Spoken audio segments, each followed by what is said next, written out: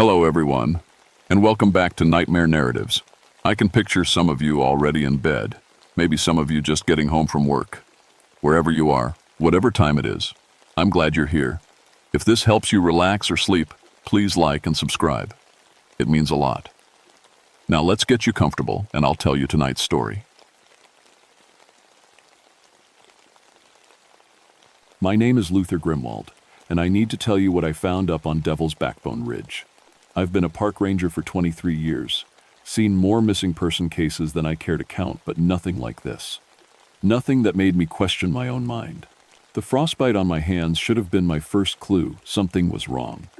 When I woke up in my camp that morning, my fingers were black at the tips.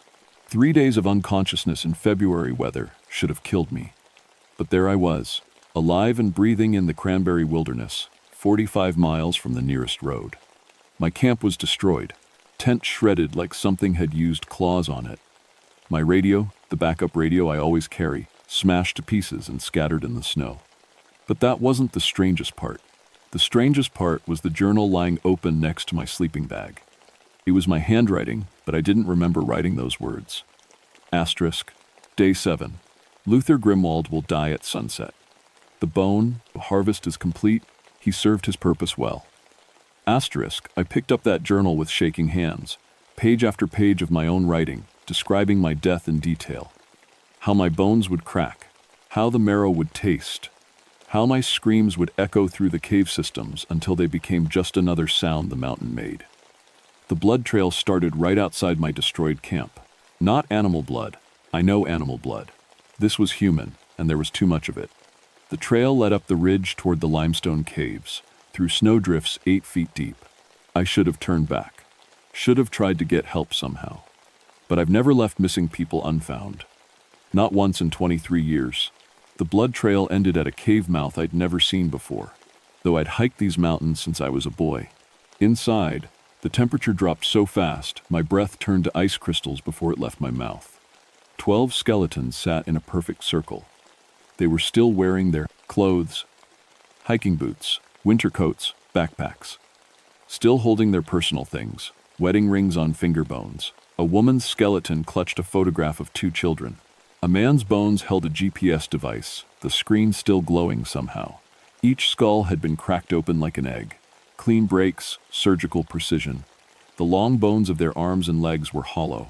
Someone had extracted every drop of bone marrow with the patience of a surgeon. I knew these people. I had their missing person reports in my files.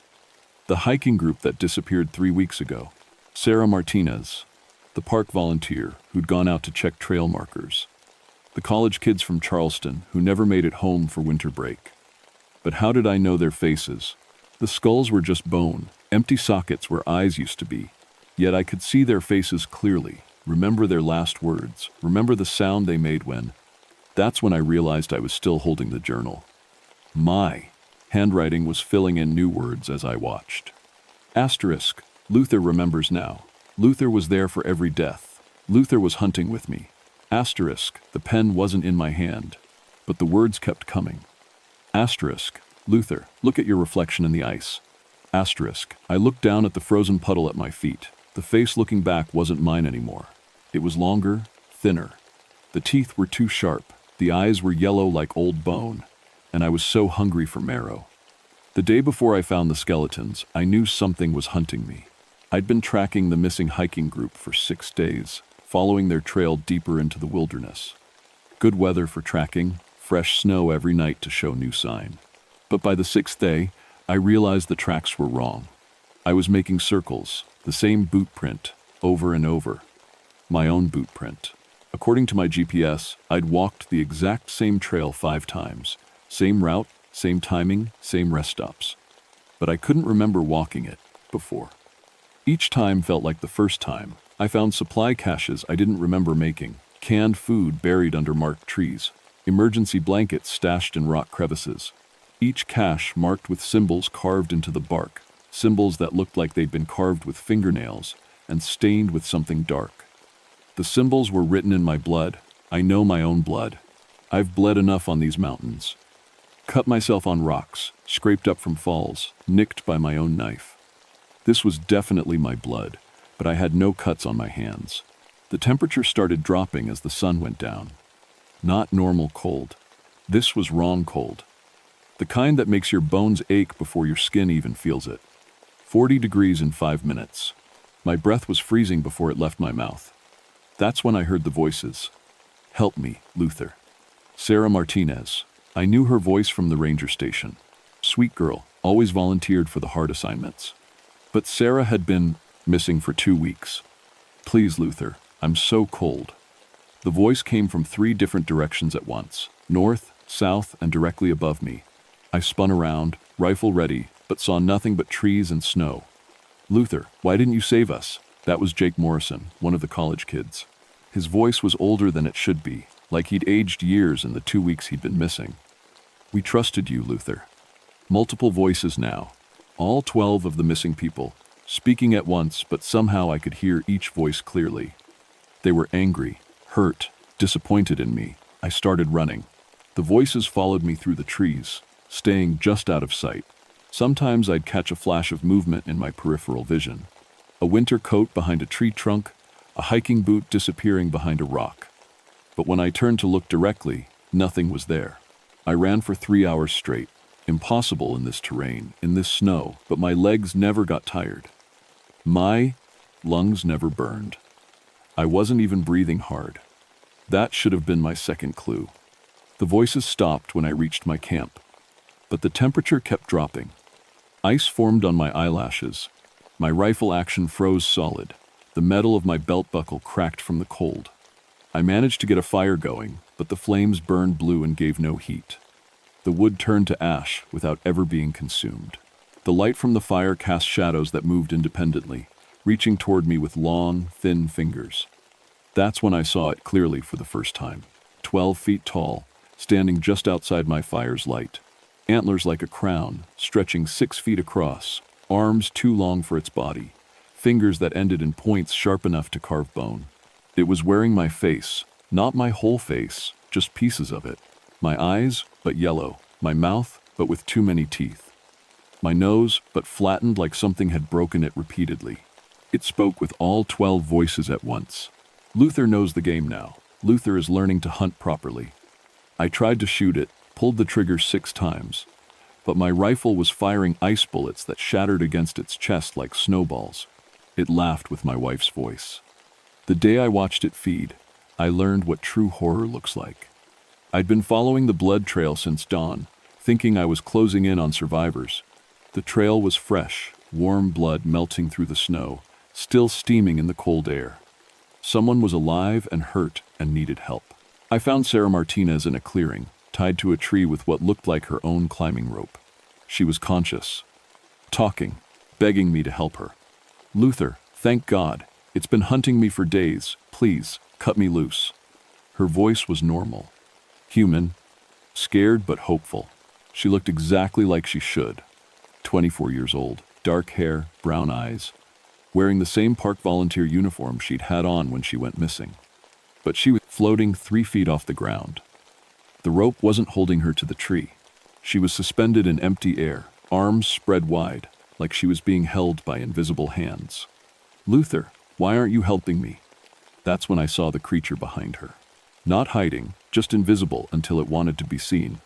12 feet tall, antlers scraping the tree branches above. It was holding her up with one hand. Its fingers were so long they wrapped around her entire torso like a cage.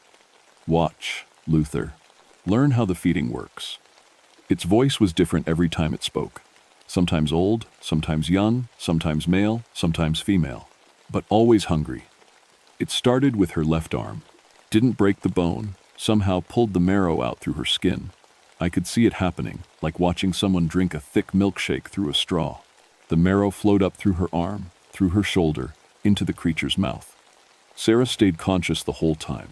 "It doesn't hurt, Luther," she said, but her voice was wrong now. Too calm, too accepting.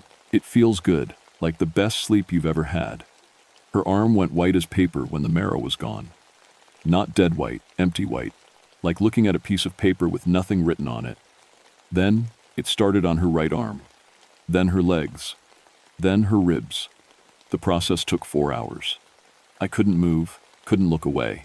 Every time I tried to raise my rifle, my arms wouldn't obey. Every time I tried to run, my legs stayed planted.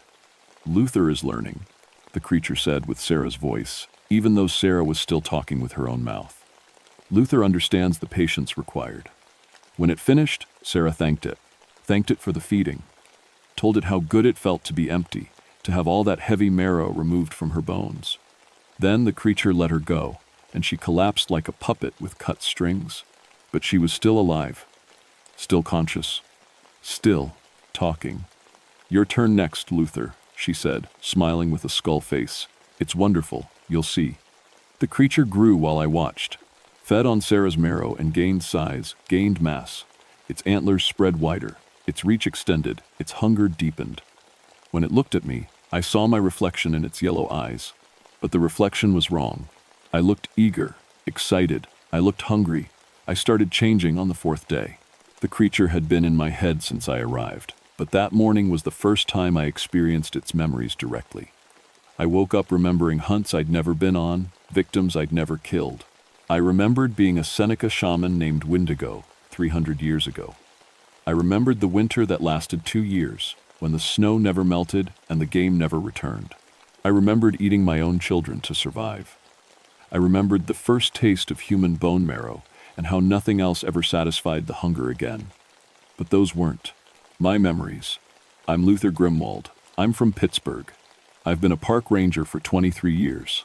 My wife died in a hiking accident 5 years ago, and I moved to the backcountry stations to get away from people. Except I was also remembering my wife's death differently now. I remembered hunting her through these same mountains. I remembered the patience it took, driving her off the main trail with carefully placed false markers. I remembered how she called my name as I stalked her, how she trusted me right up until the moment I cracked open her skull. I remembered how sweet her marrow tasted. No, I said out loud, standing in my camp. That's not what happened. Helen fell. She slipped on wet rocks. But I was walking while I talked, following a trail I didn't remember making, following it toward the limestone caves where something was waiting for me. The creature was sitting by an underground stream, washing bones in the dark water. 12 sets of bones, perfectly clean, arranged by size. Luther remembers correctly now, it said with Helen's voice. Luther was always my partner. It showed me more memories. 5 years of hunting together. 47 victims, all missing persons cases I'd been assigned to investigate. All people I'd led into the wilderness and fed to the hunger. Luther chose this life, it continued. Luther was tired of saving people, tired of helping, tired of human weakness. I wanted to deny it, wanted to fight, but the memories were so clear, so detailed. I could remember the weight of Helen's body as I carried her to the feeding place. I could remember the sound her bones made when I cracked them open. I could remember how right it felt. Luther, look at your hands. My fingernails had grown longer, sharper, dark stains under them that looked like dried blood. Luther, look at your teeth. I ran my tongue over my teeth. They were pointed now, made for tearing meat, for cracking bone. Luther, look at your reflection. I looked down at the dark stream water. My face was longer, thinner. My eyes were yellow. My skin was white, like old bone. But I still looked like me, still looked human enough to fool other humans. Luther understands now, the creature said. Luther is ready for the final offer. It stood up, 12 feet tall in the cave. Its antlers scraped the ceiling. Its breath came out as ice crystals. Join willingly, Luther. Become my permanent partner. Help me hunt the real criminals, the murderers, the rapists, the child killers. Let me feed on evil instead of innocence. The offer sounded reasonable, logical. Justice served with efficiency. Or resist, and I take your body anyway. But if you resist, I hunt anyone I choose. Families, children, innocents. I looked at my hands again. The nails were even longer now, curved like claws. I was so hungry. What do you need me to do? On my first day in the mountains, I was Bly, still human. I remembered driving up the Forest Service road, confident and prepared. 23 years of experience handling missing person cases. The hiking group had been missing for only 2 days, plenty of time to find them alive if I moved fast. The radio was working then. I checked in with headquarters, confirmed my position, gave them my planned search route. Standard procedure, everything by the book. The forest was quiet when I reached the trailhead. Too quiet. No bird sounds, no squirrel chatter. Even the wind seemed muted. But that happens sometimes in winter. Animals hunker down during cold snaps. The missing group's campsite was easy to find. They'd followed trail markers exactly, set up in the designated camping area, practiced good wilderness etiquette. Their fire ring was properly constructed, food properly stored, waste properly disposed of. But they'd left in a hurry. Tent stakes pulled up fast, leaving gear behind. Sleeping bags scattered, one, backpack split open, contents spilled across the ground. Boot prints heading in 6 different directions. Something had spooked them badly. I found the first body that afternoon. It was arranged like a scarecrow against a dead tree, arms outstretched, head tilted at an odd angle. Still wearing full winter gear. Coat, hat, gloves. From a distance, it looked like someone resting. Up close, I could see the skull was cracked open like an egg. That's when my radio stopped working. Not broken, just silent. No static, no signal, nothing. Like someone had turned off the entire radio network. The temperature started dropping as the sun went down. Not normal cold, wrong cold. The kind that makes your breath freeze before it leaves your mouth. I should have tried to hike out then. Should have abandoned the search and gone for help. But I had 11 more people to find, and I've never left missing people unfound. I made camp a quarter mile from the body, set up my emergency shelter, started a fire. The flames burned normal then, orange and yellow, giving real heat. The wood crackled and popped like it should. That night, I dreamed about my wife Helen. She was standing at the foot of my sleeping bag, wearing the same clothes she'd died in. Her skull was cracked open like the scarecrow's. "Luther," she said, "you need to understand what you really are." I woke up screaming, but the scream that came out of my mouth wasn't my voice. It was deeper, older, hungry. And I was so cold I could see ice crystals forming on my skin. The fire had burned down to blue embers that gave no heat. My rifle action was frozen solid. The metal of my belt buckle had cracked from the cold. Something was watching me from the tree line. I could feel its attention, like weight pressing down on my chest. "Luther," it called with Helen's voice. "Luther, come and see what you really are." I grabbed my flashlight and followed the voice into the trees. The creature was waiting for me in a clearing, 12 feet tall, antlers like a crown. It was wearing my face, not perfectly, but close enough to fool someone who didn't know me well. "Hello, Luther," it said with my own voice. "I've been waiting for you to remember." "Remember what?" "That you've been dead for 6 days." It showed me my own body then, arranged with the others in the circle of skeletons. My skull cracked open, my bones hollowed out, my marrow consumed. "You died on the first day, Luther. Everything since then has been me experiencing your memories, learning how to be you." The thing wearing my face smiled with too many teeth.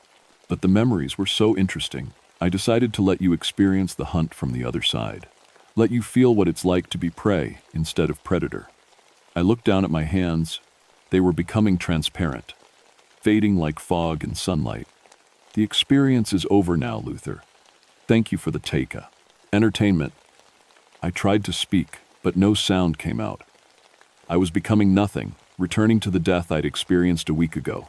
The last thing I saw was the creature putting on my ranger uniform, practicing my walk, my voice, my mannerisms. It was ready to report back to headquarters now. Ready to be the perfect Luther Grimwald.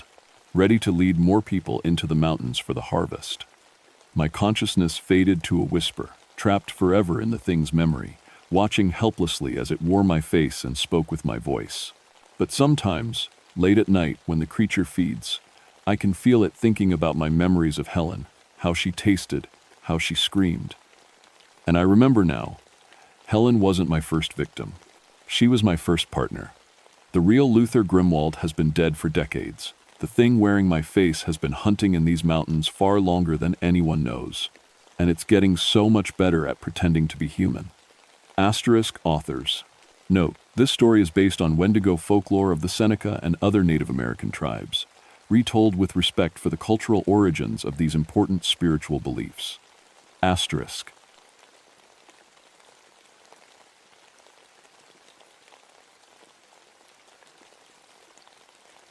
My name is Franklin Hawthorne, but everyone calls me Fletch. I've been a park ranger for 14 years now, and I thought I'd seen everything these mountains could throw at me. Bears, wild boar, lost hikers who thought flip-flops were proper hiking gear, you name it. But what happened last summer in Pisgah National Forest changed everything I believed about what's possible in this world. I'm 39, old enough to know better than to go chasing ghost stories, but young enough to still do it anyway. Maybe it's because I spent 4 years as a Marine sniper before this job. Or maybe it's the anthropology degree gathering dust in my closet, but I've always been drawn to the weird stuff. The things that don't make sense in the official reports. The Cherokee used to live all through these mountains, and they had stories. Dark stories about things that weren't quite human, things that could wear a person's face better than the person themselves. They called them Raven, mockers, witches who stole life by becoming someone else entirely. Growing up here, I heard those stories around campfires, but like most folks, I figured they were just tales to keep kids from wandering off alone. I should have listened better. It was August 1986 when everything started going wrong. North Carolina summers are brutal, thick, humid air that hangs on you like wet wool, and vegetation so dense you could hide a house 20 feet from the trail and no one would spot it. Perfect weather for things that don't want to be found. I was stationed at the Looking Glass Falls Research Outpost, about 30 miles from the nearest backup. Officially, I was there to monitor wildlife patterns and track the movement of black bear populations. Unofficially, I was investigating reports that didn't fit any normal pattern I'd ever seen. My partner was Jake Morrison, a good man who'd been ranging these mountains for almost as long as I had. Jake was Vietnam, like a lot of us, from that generation. Took some shrapnel in his back during the Tet Offensive, which left him with a permanent limp and the habit of favoring his left side when he stood. He had kind eyes and a laugh that could fill a room, but he carried sadness too. His daughter Sarah had died in a car wreck back in '78, and he never quite got over it. The thing is, when you spend months alone with someone in the wilderness, you learn their habits, how they take their coffee, which side they sleep on, the way they hum off-key when they're nervous. You know these things the way you know your own heartbeat. So when Jake started acting different, I noticed. It began small. He stopped humming. Started standing straighter, which should have been good news for his back, but it wasn't. And when Mrs. Henderson came by the station looking for her missing husband, Jake listened to her story with the kind of detached interest you'd show a weather report. That wasn't the Jake Morrison I knew. The real Jake would have had a search party organized before she finished talking. "You feeling all right, partner?" I asked him that evening as we sat around our camp stove. He looked at me with those same kind eyes, but something was off, like looking at a photograph of someone instead of the actual person. "Fine as frog's hair," he said, using one of his favorite expressions. But his voice was too level, too controlled. The real Jake had a slight rasp from years of cigarettes. I told myself I was being paranoid. We'd been isolated too long, seeing patterns where there weren't any. But that night, I couldn't shake the feeling that something was watching us from the tree line. Every time I looked, though, there was nothing there but shadows and leaves. I should have trusted my instincts. In the military, we called it situational awareness, the ability to sense when something's wrong, even when your rational mind can't explain why. It's kept me alive more times than I can count. But I wanted to believe everything was normal. I needed it to be normal. The next morning, we got a call about another missing person. A hiker named Tom Peterson had vanished from the Skinwalker Ridge Trail. His wife Sarah had last seen him the evening before, heading out for what should have been a quick sunset hike. "We'll find him," Jake told me as we gathered our gear. These mountains don't keep their secrets long. It was something the real Jake might have said, but the way he said it made my skin crawl, like he knew something I didn't. We found Tom Peterson's campsite without much trouble. His tent was still set up properly, sleeping bag laid out neat as you please, but his hiking boots were missing. That was the first thing that struck me as wrong. Nobody goes hiking barefoot in these mountains, not unless they want to end up with feet full of thorns and worse. "Tracks lead that way," Jake said, pointing toward a game trail that wound deeper into the forest. "Looks like he headed toward the thermal caves." I knelt down to examine the prints. They were definitely human, but something bothered me about them. The stride was too long, like whoever made them had legs a couple inches longer than Tom Peterson's height would suggest. and they pressed deep into the soft earth, deeper than a man Peterson's size should have made. "These don't look right," I told Jake. He barely glanced at them. "Feet swell when you've been hiking all day. Makes the prints look different." That might have been true, but it didn't explain why the tracks seemed to change as we followed them. Sometimes they looked normal. Other times, they looked like something with claws had made them. The thermal caves were about 2 miles in, a series of limestone caverns that stayed warm year-round thanks to underground hot springs. The Cherokee considered them sacred, a place where the boundary between the world of the living and the world of the dead grew thin. Park Service kept them off the official maps because we didn't want tourists getting lost in there, but locals knew about them. As we got closer, the forest grew quiet. No bird calls, no insect buzzing, even the ever-present sound of wind through the trees had died away. It was the kind of silence that makes your ears ring. "You notice how quiet it is?" I asked Jake. "Animals probably smelled our approach," he said without looking back at me. "They're just being cautious." But I'd been in these woods long enough to know the difference between cautious wildlife and something that had scared every living thing into hiding. This was the second kind.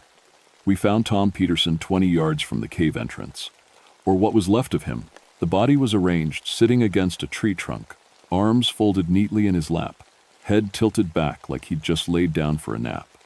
From a distance, you might have thought he was resting. Up close, it was clear he'd been dead for hours. But here's what made my blood run cold. He looked dried out, like something had drained all the moisture from his body, leaving skin like old leather and eyes that had sunk deep into his skull. His clothes hung loose on a frame that seemed to have shrunk. "Jesus," I whispered, pulling out my radio to call it in. Jake put his hand on my arm. "Wait." "Wait for what?" "We've got a body here. We need to. Look closer." I didn't want to look closer, but I did. That's when I saw what Jake was talking about. Tom Peterson's wedding ring was missing, but there was no tan line where it should have been. His wallet was still in his pocket, but when I checked it, all the photos of his family were gone. Not stolen, gone, like they'd never been there in the first place. "How does someone remove photos from a wallet without taking the wallet itself?" I asked. Jake shrugged. "Maybe he left them at camp. Some people don't like carrying pictures when they hike." I stared at him. The Jake Morrison I knew would never have said something that stupid. Tom Peterson's driver's license was still in the wallet, along with credit cards and $43 in cash. Nobody leaves family photos behind but takes their credit cards on a day hike. "Jake, what the hell is wrong with you?" For just a second, something flickered across his face. Something that wasn't quite human. Then, it was gone, and he was looking at me with concern. "Nothing's wrong with me, partner. You're the one acting strange. Maybe the isolation's getting to you." I wanted to argue, but something in his tone made me back down. Instead, I called in the body and waited for the coroner to arrive. While we waited, I kept watching Jake out of the corner of my eye. He stood too straight. He didn't favor his left side, and when he thought I wasn't looking, he smiled in a way that made my skin crawl. The coroner was a woman named Dr. Ellen Marsh, someone I'd worked with before. She was thorough, professional, and she had the same reaction to Tom Peterson's body that I'd had. "I've never seen anything like this," she said after her initial examination. "It's like he was mummified, but there's no evidence of any mummification process. The body's been drained of fluids, but I can't find any wounds or puncture marks." "Any idea what could cause something like this?" I asked. She shook her head. "I'll know more after the autopsy. But off the record, this doesn't look like any natural death I've ever seen." Jake had wandered away while Dr. Marsh and I talked, claiming he wanted to search the area for more clues. When he came back, he was carrying Tom Peterson's missing hiking boots. "Found these about 50 yards that way," he said, pointing toward the caves. "Looks like he took them off before he died." Dr. Marsh and I exchanged glances. Nobody takes off their boots and then walks 50 yards through mountain underbrush. Your feet would be shredded. "Did you check inside the boots?" Dr. Marsh asked. Jake nodded. "Clean as a whistle. No blood, no torn flesh, nothing to suggest he walked anywhere barefoot." That night, back at the station, I couldn't sleep. Every time I closed my eyes, I saw Tom Peterson's empty eye sockets and Jake's wrong smile. Around 2 in the morning, I got up for a glass of water and found Jake standing at the window, staring out into the darkness. "Can't sleep either?" I asked. He turned to look at me, and for just a moment, I could have sworn his eyes reflected the moonlight like an animal's. "Just thinking about Tom Peterson," he said. "Poor bastard. Wonder what his wife's going through right now." I studied his face in the dim light. "You mean Sarah Peterson?" "That's what I said." "No, you said his wife. Tom Peterson's wife is named Lisa. Sarah Peterson is his daughter." Jake blinked once, slowly. "Of course. Lisa." I misspoke. But the real Jake Morrison would never have made that mistake. He had a daughter named Sarah who died young, and he was careful about names, always had been. I went back to bed, but I didn't sleep. Instead, I lay there wondering who or what I'd been sharing a cabin with for the past 3 weeks. The next morning, Jake was gone. I woke up to find his bed made with military precision, his gear missing, and a note on the kitchen table written in handwriting that looked like his, but felt wrong somehow. It said he'd gotten a call about another missing person and had headed out early to investigate. He'd be back by evening. I tried raising him on the radio, nothing but static. I tried calling the main ranger station to see if they'd sent him anywhere. They hadn't heard from Jake in 2 days. That's when the real fear started creeping in. I spent the morning checking our equipment and trying to convince myself there was a logical explanation. Maybe Jake was having some kind of breakdown. Maybe the isolation had gotten to him worse than I'd thought. People snap sometimes, especially people who've seen combat. But deep down, I knew this was something else entirely. Around noon, I heard a vehicle approaching. A pickup truck came up the access road, and I felt a moment of relief until I saw who got out. It was Jake, looking perfectly normal, carrying a gas station coffee and wearing that wrong smile. "Sorry about this morning," he called out as he approached the cabin. "Got a call about a missing kid and didn't want to wake you." "False alarm, though. Kid just wandered off to a friend's house." "What call?" I asked. "Our radio's been down all morning. Used my cell phone," he said, holding up a device I'd never seen him carry before. "Since when do you have a cell phone?" "Since last month. Figured it was time to join the modern world." He laughed, but it wasn't Jake's laugh. It was too high, too forced. "Want some coffee?" I brought enough for 2. I accepted the coffee, but I didn't drink it. Something about the way he offered it, like he was particularly interested in watching me take a sip, made me suspicious. "How's the Peterson investigation going?" I asked. "Case closed," he said. "Natural causes, heart attack looks like. Poor guy just picked a bad place to die." Dr. Marsh said it didn't look natural. Dr. Marsh changed her mind after the autopsy. Turns out Peterson had a heart condition nobody knew about. I stared at him. "She completed the autopsy already?" "Yesterday she said it would take at least a week." For just a second, that something not human flickered across his face again. Then he shrugged. "Guess she worked overtime." That evening, I called Dr. Marsh directly. She answered on the 3rd ring, sounding tired. "Dr. Marsh, this is Ranger Hawthorne. I was wondering about the Peterson autopsy results." "What autopsy results?" "Tom Peterson. You said you'd have findings after the percent." "Autopsy." Long pause. "Ranger Hawthorne, I haven't started the autopsy yet. The body never arrived at my facility." My blood went cold. "What do you mean it never arrived?" "The transport service was supposed to pick it up yesterday morning, but when they got to the site, the body was gone. I assumed you'd moved it for some reason." I looked across the cabin at Jake, who was pretending to read a magazine. "Dr. Marsh, I need to ask you something, and this is going to sound crazy. When you left the Peterson site yesterday, was Ranger Morrison with you?" "Ranger Morrison? I never met any Ranger Morrison. You were alone when I got there, remember? You said your partner was out searching the area, but I never saw him." I hung up the phone with shaking hands. "Everything all right?" Jake asked without looking up from his magazine. "Fine," I managed. "Just checking on something." But nothing was fine. If Dr. Marsh had never met Jake, then who had been with me at the Peterson site? And more importantly, who was sitting across from me right now? I excused myself to use the bathroom and locked the door behind me. My hands were shaking so badly, I could barely dial the number for the main ranger station. "This is Hawthorne at Looking Glass," I whispered when dispatch answered. "I need to speak to Supervisor Williams immediately."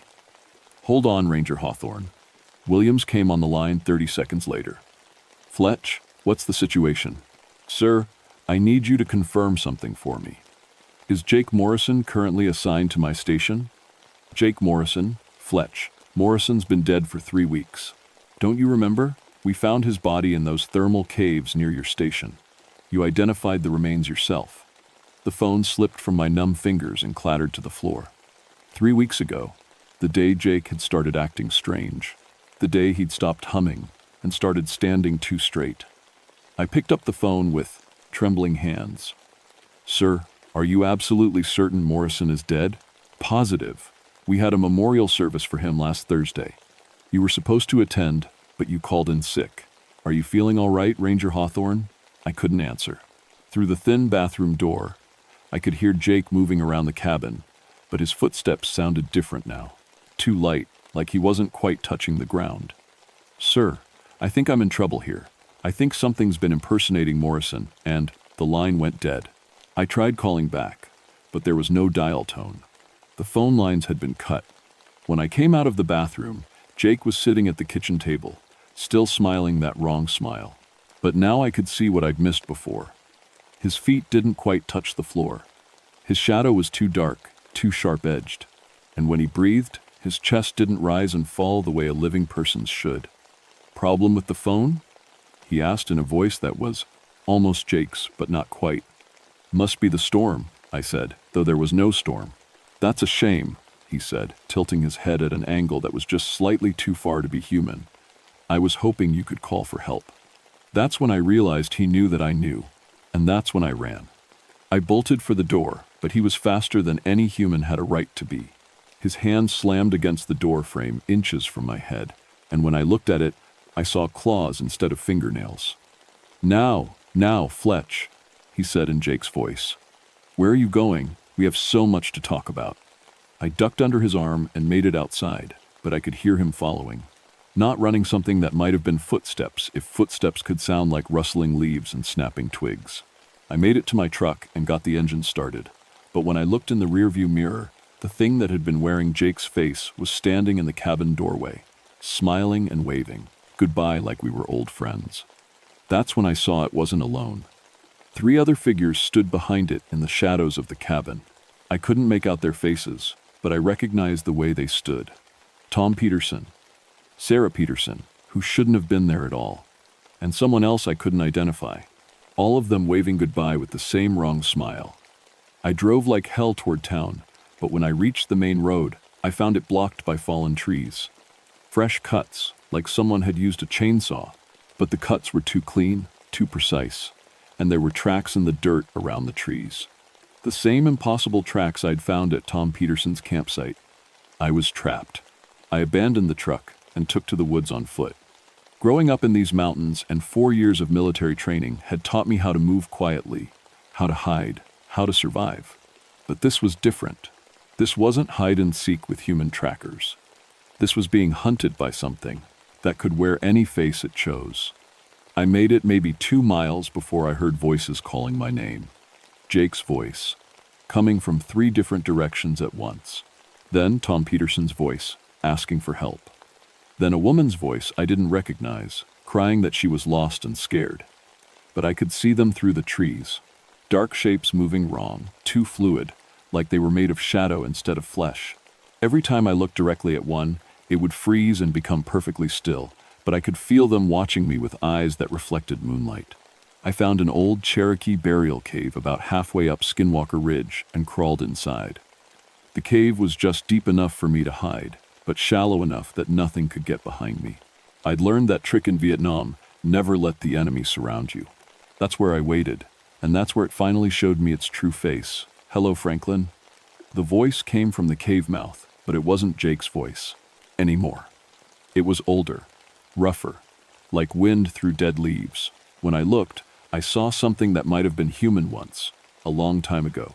Tall and thin, with skin like old leather and eyes that were completely black.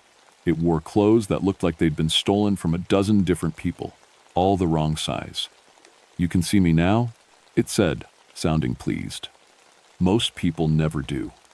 They see what they expect to see, right up until the end. What are you? I asked. I'm what your people call a raven mocker.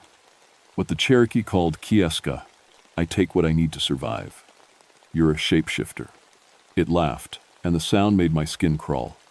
Shapeshifter. Such a limited word. I don't just change my appearance, Franklin. I become them.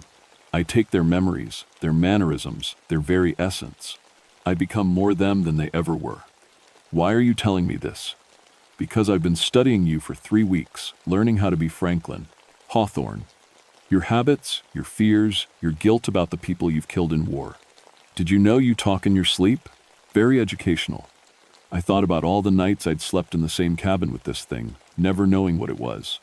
What happened to the real Jake? He served his purpose. He taught me how to be human again. It's been so long since I wore a human face that I'd forgotten some of the details. Jake reminded me, "You killed him. I consumed him. There's a difference. Death is final. Consumption is transformation." Jake lives on, in a way. His memories, his experiences, they're all part of me now. In fact, he's here right now, watching through my eyes. The thing stepped closer, and I could smell death on it. Old death, like something that had been rotting for years. Soon, you'll be part of me too. I'll walk out of these mountains wearing your face, speaking with your voice. I'll go to your sister's wedding next month. I'll visit your mother for Christmas. I'll live your life better than you ever could. People will know.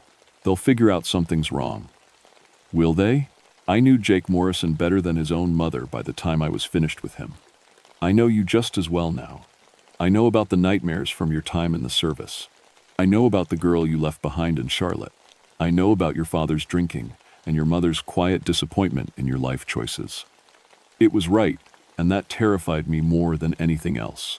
This thing had been watching me, studying me, learning to be me. How long before I wouldn't know the difference between its memories and mine? There's just one thing I need to understand. It continued. Your guilt. You carry so much of it, but I can't quite grasp why. Help me understand, Franklin. What did you do in the war that haunts you so? I'd never told anyone about Sergeant Miller. About the friendly fire incident that wasn't so friendly. About the split-second decision I'd made when Miller was about to reveal our position to the enemy. I'd carried that secret for 15 years, but something about this creature's black eyes made me want to confess. I killed my commanding officer, I heard myself say. Why? He was going to get us all killed. He was drunk, scared, about to blow our position. So I shot him and made it look like enemy fire. The creature smiled, and I realized I'd just made a terrible mistake. Perfect, it said. That's exactly the kind of guilt that makes a person authentic. Thank you, Franklin. Now I understand you completely. That's when I remembered the old Cherokee stories. Raven mockers fed on more than just flesh and blood. They fed on guilt, on shame, on the dark secrets that people carried. The more tortured the soul, the more satisfying the meal. But the stories also said something else. They had weaknesses. I'd done more research than just folklore. I'd talked to Cherokee elders, learned about their purification rituals. Iron and salt and fire, the old protections that every culture seemed to know instinctively. The thing was still talking, explaining how it would wear my life like a coat, but I wasn't listening anymore.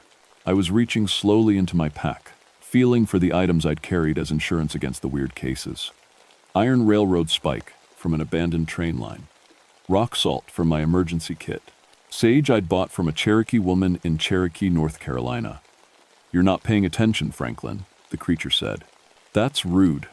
Actually, I am paying attention, I said, pulling out the iron spike.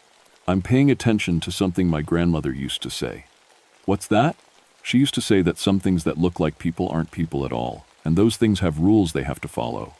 The creature's black eyes narrowed. Rules? You can't just take someone. You have to be invited in some way. That's why you spent 3 weeks studying me instead of just killing me outright. You needed me to accept you, to trust you, to let you get close. Very good, Franklin. What else? You can't cross certain barriers. Iron, salt, blessed sage. I stood up, holding the iron spike like a weapon. And you can't stand the truth. The creature took a step backward. The truth? The truth is that you're not Jake Morrison. You're not even close. Jake was a good man who carried pain but never let it break him. You're just a parasite wearing a dead man's face. I struck the iron spike against the cave wall, sending up sparks. The creature hissed and recoiled. "The truth is that you're afraid," I continued, pulling out the rock salt. "That's why you hide. Why you steal identities instead of making your own way. You're a coward." I threw the salt at its feet, and where it landed, the ground began to smoke. "And the truth is," I said, lighting the sage with a waterproof match, "you picked the wrong man to study." The smoke from the burning sage filled the cave, and the creature began to scream, not with Jake's voice anymore, but with something older and more terrible. Its stolen skin began to bubble and crack, revealing something underneath that I couldn't quite make out in the flickering light. "You think this will stop me?" it shrieked. "You think your primitive rituals have power?" "I think," I said, advancing with the burning sage, "that you're about to find out." The creature lunged at me, but the sage smoke seemed to slow it down, make it clumsy. I managed to touch the burning bundle to its chest, and it screamed again, a sound that made the cave walls tremble. Then it was running, fleeing into the night with its stolen skin hanging in tatters. I followed it out of the cave and watched it disappear into the forest, leaving a trail of something that might have been blood or might have been shadows. I didn't follow. I'd learned enough about monsters to know that sometimes making them run away is victory enough. I hiked out of the mountains at first light and didn't stop until I reached the ranger station in town. I told them everything about Jake's death, about the creature that had been impersonating him, about the missing bodies and the impossible tracks. They listened politely and then suggested I take some time off. Dr. Patricia Vance from the FBI showed up 3 days later. She asked a lot of questions and took a lot of notes, but I could tell she didn't believe me either. Not until she saw the photographs. I'd managed to get pictures of the tracks, of Tom Peterson's desiccated body before it disappeared, of the claw marks on the cabin door frame. The photos didn't prove anything supernatural, but they proved that something unexplained had happened in those mountains. Officially, Dr. Vance told me after our final interview, Jake Morrison died in an accidental fall while investigating a missing persons case. Tom Peterson died of exposure after becoming lost on a hiking trail. The case is closed. And unofficially? She studied me for a long moment. Unofficially, I think you encountered something that doesn't fit into our normal understanding of the world, and I think you survived an experience that would have destroyed most people. Do you believe it's still out there? I believe, she said carefully, that these mountains are very old and very large, and that we don't know everything that lives in them. 6 months later, I transferred to a different district. I told everyone it was because I needed a change of scenery, but the truth was that I couldn't stop looking over my shoulder. Every time I saw someone who looked like Jake, every time I heard his laugh or his voice, my heart would start racing. Because the thing about shapeshifters is that you never know if they're really gone. I still wake up sometimes in the middle of the night, wondering if the person in the mirror is really me, or just something that's learned to be me very, very well. I check for details that only I would know: scars, birthmarks, memories that I've never shared with anyone. So far, I'm still me, but I've learned to carry iron in my pocket and salt in my truck. I've learned to trust my instincts when something feels wrong, even if I can't explain why. And I've learned that the Cherokee stories about these mountains aren't just folklore. They're warnings. Sometimes, late at night, I get calls from other rangers in other states. They ask about unusual missing persons cases, about bodies found in impossible conditions, about the feeling that something is watching from the tree line. I listen to their stories and give what advice I can, but I always end the calls the same way. If someone you know starts acting different, even in small ways, don't give them the benefit of the doubt. Trust your instincts. And remember that some things that look human aren't human at all. Because somewhere out there, in mountains or forests, or maybe just in the shadows between streetlights, there are things that feed on more than flesh and blood. They feed on identity itself, on the very essence of what makes us who we are. And they're always hungry.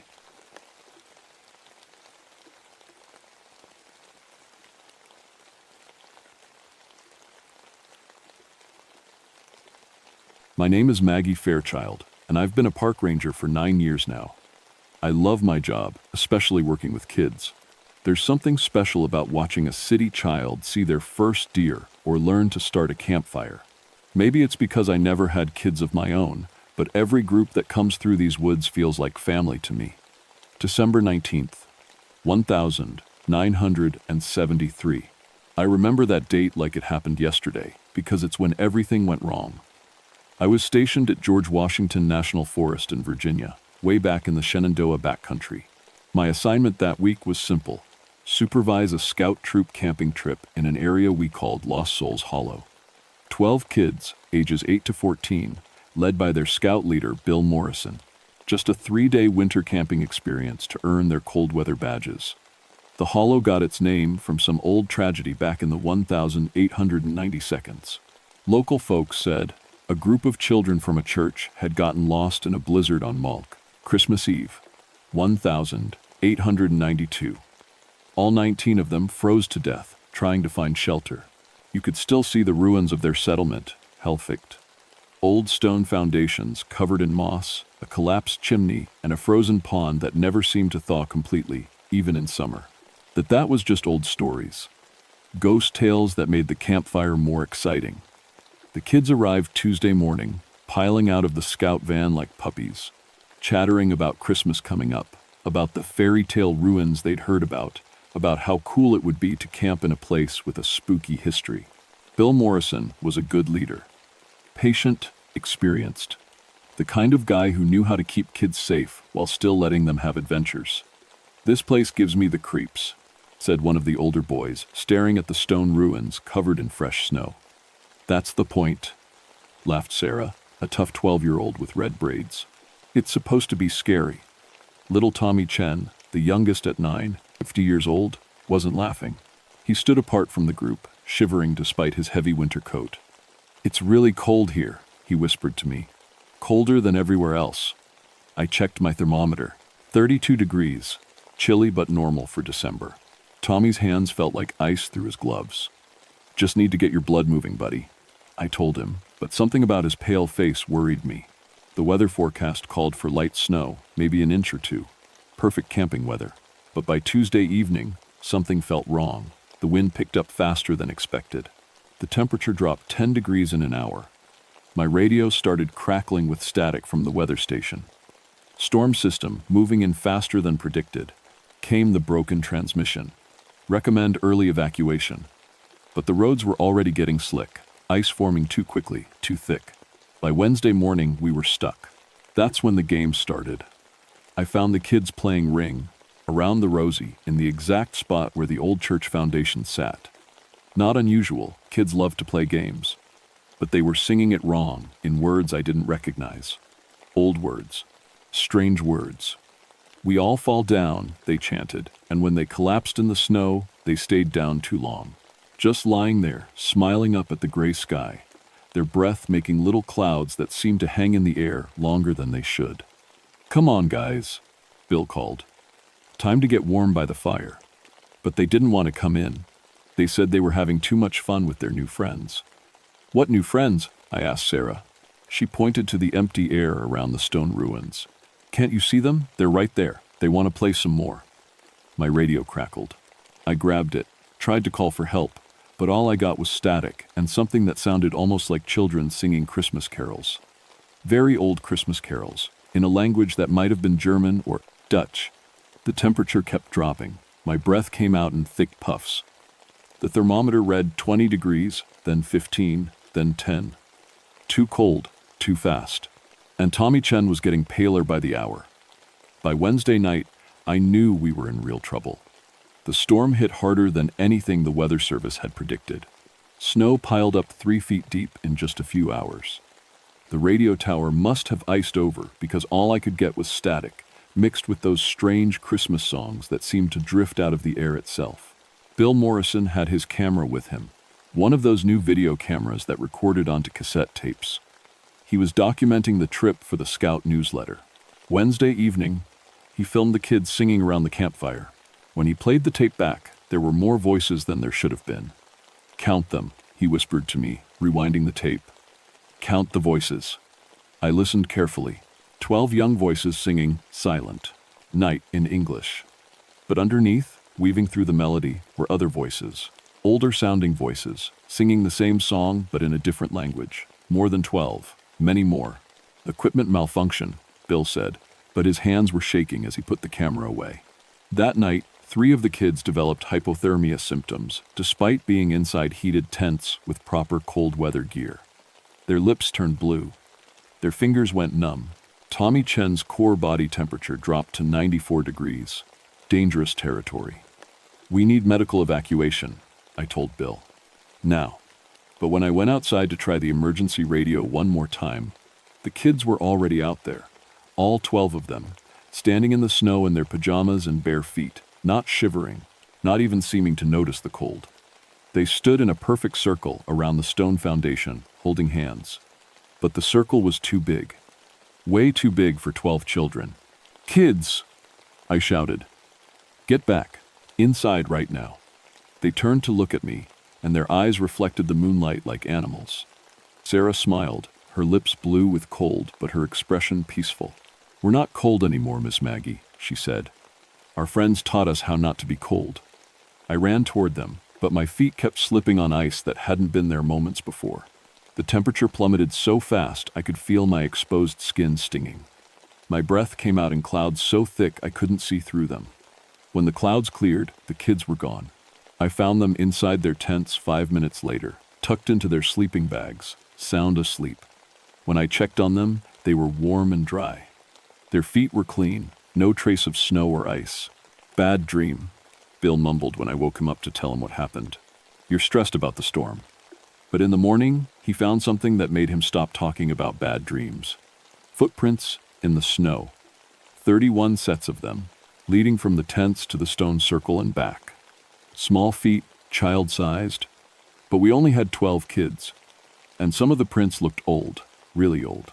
Like they'd been made by old-fashioned leather shoes instead of modern snow boots. Bill grabbed his camera and filmed the footprints. When he played back the footage, you could see our 12 kids walking in a line toward the ruins.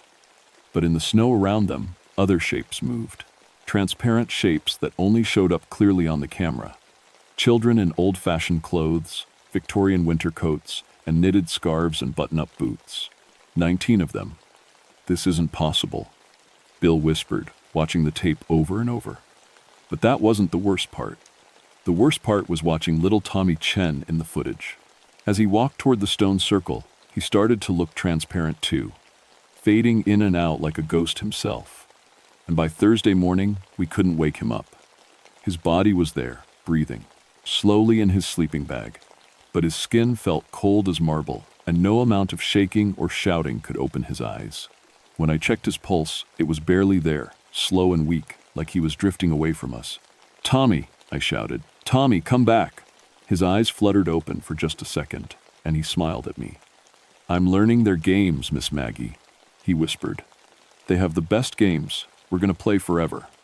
Then his eyes closed again, and this time nothing I did could wake him up. That's when Bill Morrison made the call that would haunt me for the rest of my life. "I'm going out there," he said, grabbing his camera. "I'm going to film whatever's happening and get proof. People need to know." The last thing he recorded was his own death. I found Bill's body Thursday evening, sitting upright against the stone foundation, like he'd just decided to rest for a minute. His camera was still running, pointed at his own face. Ice crystals covered his beard and eyebrows. His skin was blue-white, frozen solid, but his finger was still on the record button. I rewound the tape with shaking hands. The footage showed Bill walking toward the ruins at sunset, talking quietly to himself. "Temperature is dropping fast," he was saying to the camera. "Maybe 15 below zero now, but the kids don't seem to notice. They're out here again." The camera panned across the snow-covered foundation. At first, it looked empty. Then gradually, shapes began to appear. Faint at first, like heat mirages, then clearer and clearer. Children. Lots of children. Some in modern winter gear. They're dangerous. Our kids. But others in old-fashioned clothes, heavy wool coats, and hand-knitted mittens and leather boots that laced up high. Victorian children with pale, serious faces and eyes that held too much knowledge. They were playing games. Ring Around the Rosie, but different. London Bridge, but with words I'd never heard before. Red Rover, but when they called someone over, the person would disappear for a moment before reappearing on the other side. "Jesus Christ," Bill's voice whispered from the tape. They're really there. They're all really there. The camera zoomed in on Tommy Chen. He was holding hands with a girl in a long gray dress and white apron. She looked about his age, with dark hair and braids and a sweet smile. As I watched, Tommy started to fade. Not all at once, but gradually, like someone was slowly turning down his brightness. "No," Bill said on the tape, and I could hear him starting to run. "No, Tommy, don't." The camera jerked as Bill stumbled. When the picture steadied, all the children were looking directly at him. 31 pairs of eyes, modern and Victorian, all focused on the camera with the same expression. They weren't angry. They weren't scary. They just looked lonely. The Victorian girl holding Tommy's hand stepped forward. When she spoke, her voice came through the camera's microphone clear as a bell, with a slight accent that sounded old-fashioned. "Please don't take them away," she said. "We've been waiting so long for friends. We just want to play." "Let the boy go," Bill said, and I could hear the terror in his voice. "Let them all go." "They don't want to go," said another ghost child, a boy in knee pants and suspenders. "They like our games. They want to stay and play forever." The temperature on the tape plummeted so fast that frost began forming on the camera lens. Bill's breathing became visible as thick white clouds. Within seconds, his breath started coming in short gasps. "Can't breathe," he wheezed. "Too cold. Can't." The ghost children began to sing. A Christmas carol in that strange old language, their voices pure and sweet and terrifying. As they sang, the cold intensified. Ice began forming on everything: the trees, the ruins, Bill's camera, Bill himself. The last clear image on the tape was Tommy Chen, now, almost completely transparent, turning to wave at the camera. Behind him, the 19 ghost children smiled and waved too. Then the picture went black. When I found Bill, the camera was still running, but all it recorded was darkness and the sound of children laughing and playing in the distance. I tried to gather the surviving kids, only 8 of them now, with 4 others faded away like Tommy. But when I got back to the campsite, they were packing their things. "We're going to stay with our new friends," Sarah announced. Her voice sounded different, older somehow. "They have a better place to camp." "Sarah, no," I said. "It's not safe. Those aren't real children." She looked at me with pity, like I was the child and she was the adult.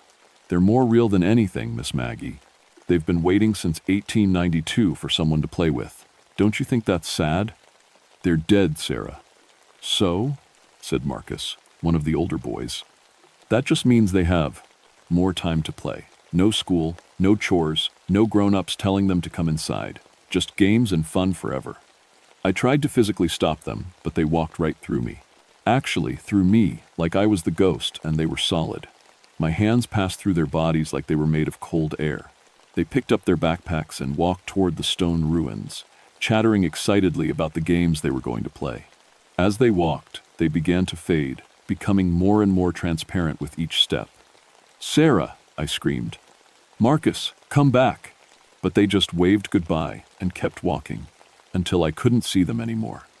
That night, alone in my tent, with the temperature dropping to 20 below, I heard them. All of them. 27 children now, playing and laughing and singing Christmas songs in the snow.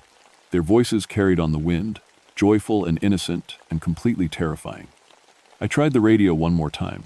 Nothing but static and the distant sound of children playing games I'd never heard of. I was trapped in Lost Souls Hollow with an entity that was stealing children and turning them into ghosts. And I only had 4 kids left to save. Friday morning, I woke up to find my tent surrounded by small handprints in the snow. Perfect little palm prints, dozens of them, pressed against the fabric walls like children had been trying to peek inside. The 4 remaining kids, Jessica, Brian, Amanda, and little Kevin, were sitting by the dead campfire, wide awake, staring at the ruins. "They want us to come play the final game," Jessica said without looking at me. Her voice was dreamy, distant. "It's almost Christmas Eve. That's when the game ends." "What game?" I asked. "The choosing game," said Brian. "Whoever joins them on Christmas Eve gets to stay forever. The others," he shrugged, "the others have to go back to being alive." I checked my watch.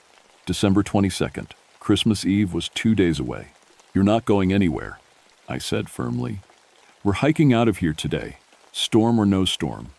But when I looked at the trail that led out of the hollow, it wasn't there anymore. The path I'd hiked dozens of times had simply vanished, replaced by unbroken forest. Trees that hadn't been there the day before now blocked every route I knew. The ghost children were changing the landscape itself.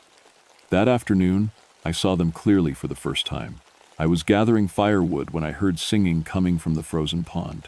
When I looked over, there they were, all 27 children, modern and Victorian, playing on the ice.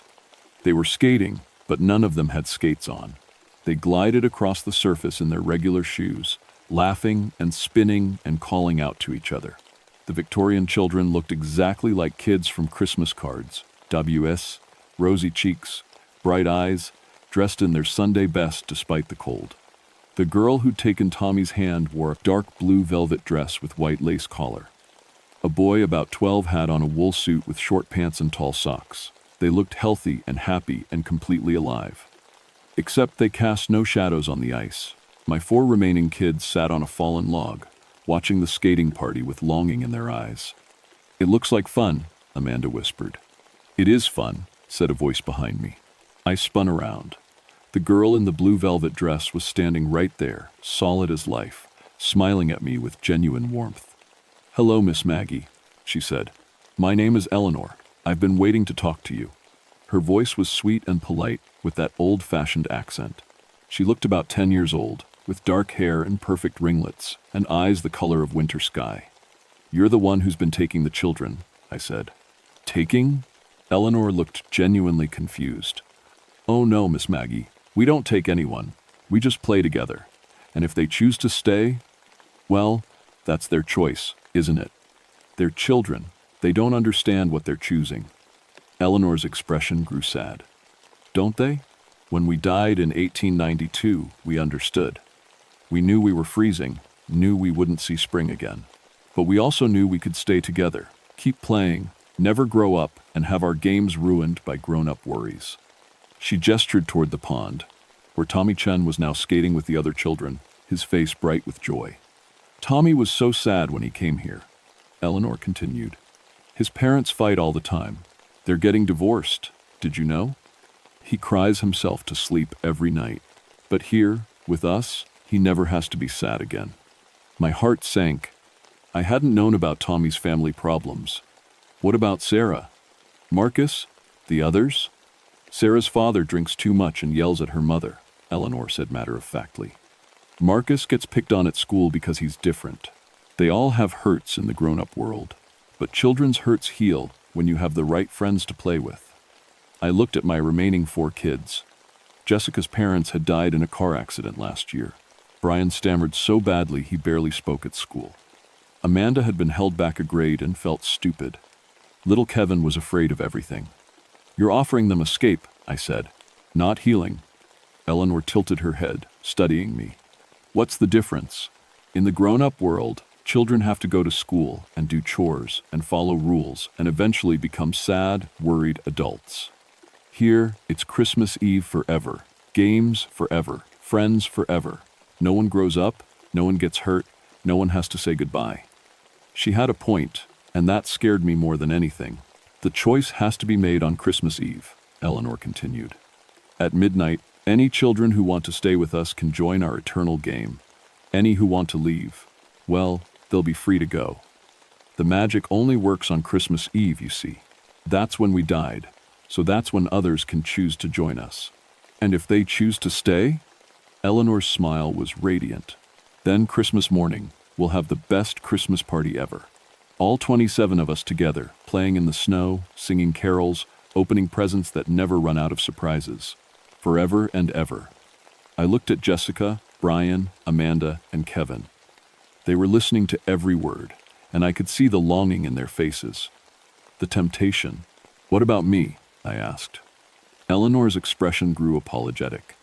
"Adults can't play our games, Miss Maggie. You're too old. But you could stay and watch over us, if you wanted. Make sure we're safe and happy. Be our guardian. Forever? Time doesn't work the same way here. Forever might feel like a long summer afternoon." I had until midnight on Christmas Eve to figure out how to save my kids from the kindest, most loving horror I'd ever encountered. Christmas Eve arrived gray and still, with snow falling in perfect silence. At 11 p.m., I gathered Jessica, Brian, Amanda, and Kevin around our campfire one last time. In an hour, they would have to choose between their real lives and an eternity of games with the ghost children. I want you to think about something, I told them. Eleanor and her friends died before they could grow up. They never got to fall in love or have children of their own or see what they might become. They're stuck being 10 years old forever. But they're happy, Jessica said. Are they, or are they just paused?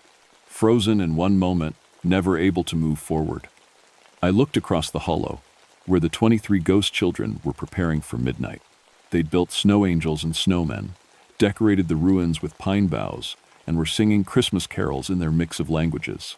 Tommy Chen was there among them, translucent but smiling, helping to hang icicles like ornaments. Your lives right now have sad parts, I continued. Hard parts, but they also have tomorrow, and next week, and next year. You can grow and change and become anything you want.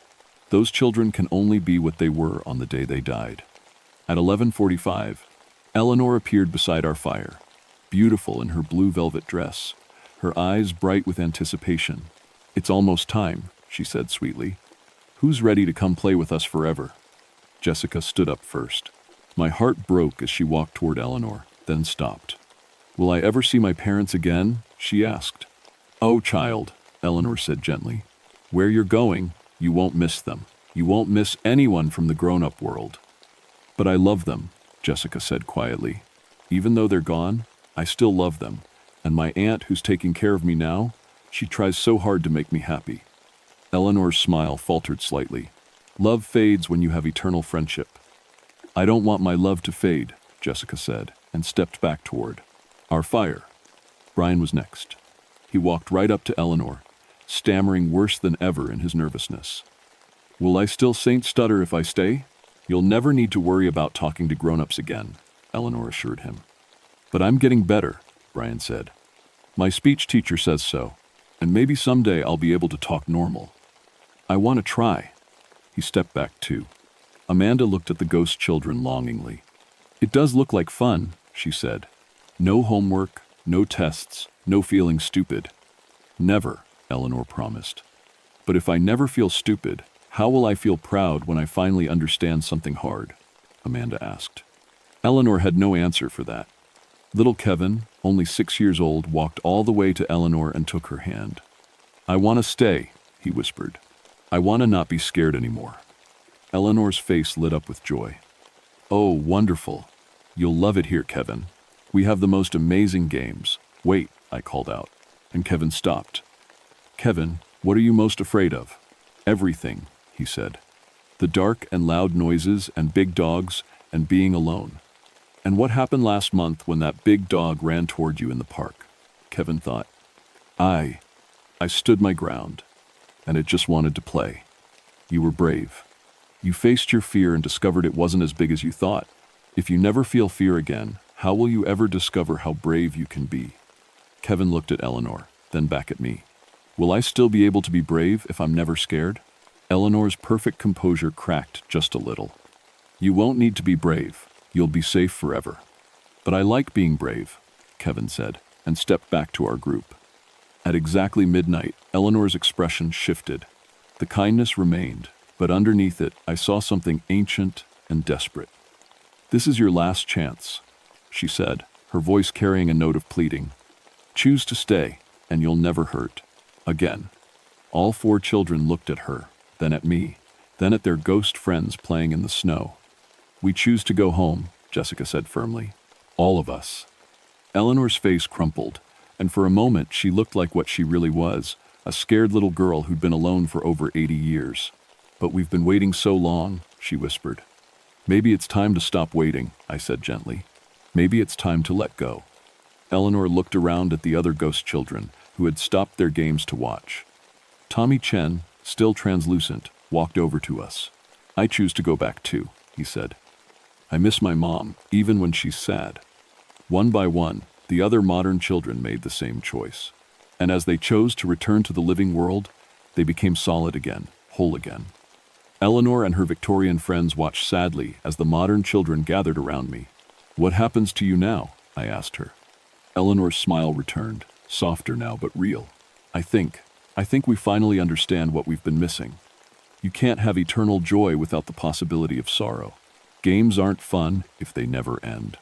As dawn broke on Christmas morning, Eleanor and her friends began to fade, not into transparency, but into peace. They were finally ready to let go, to move on to whatever comes after childhood games.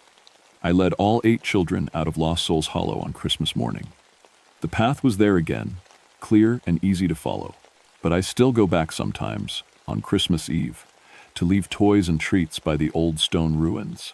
Because somewhere out there, in a place between memory and winter dreams, 19 children are finally growing up at last, learning that the most beautiful games are the ones that eventually end, because ending makes room for new beginnings. And every Christmas Eve, if you listen carefully to the wind through the hollow, you can still hear them playing. But they're different games now, not eternal repetitions, but joyful explorations of what comes next. Sometimes the greatest gift you can give children is the chance to become something more than they were. Even ghost children, especially ghost children.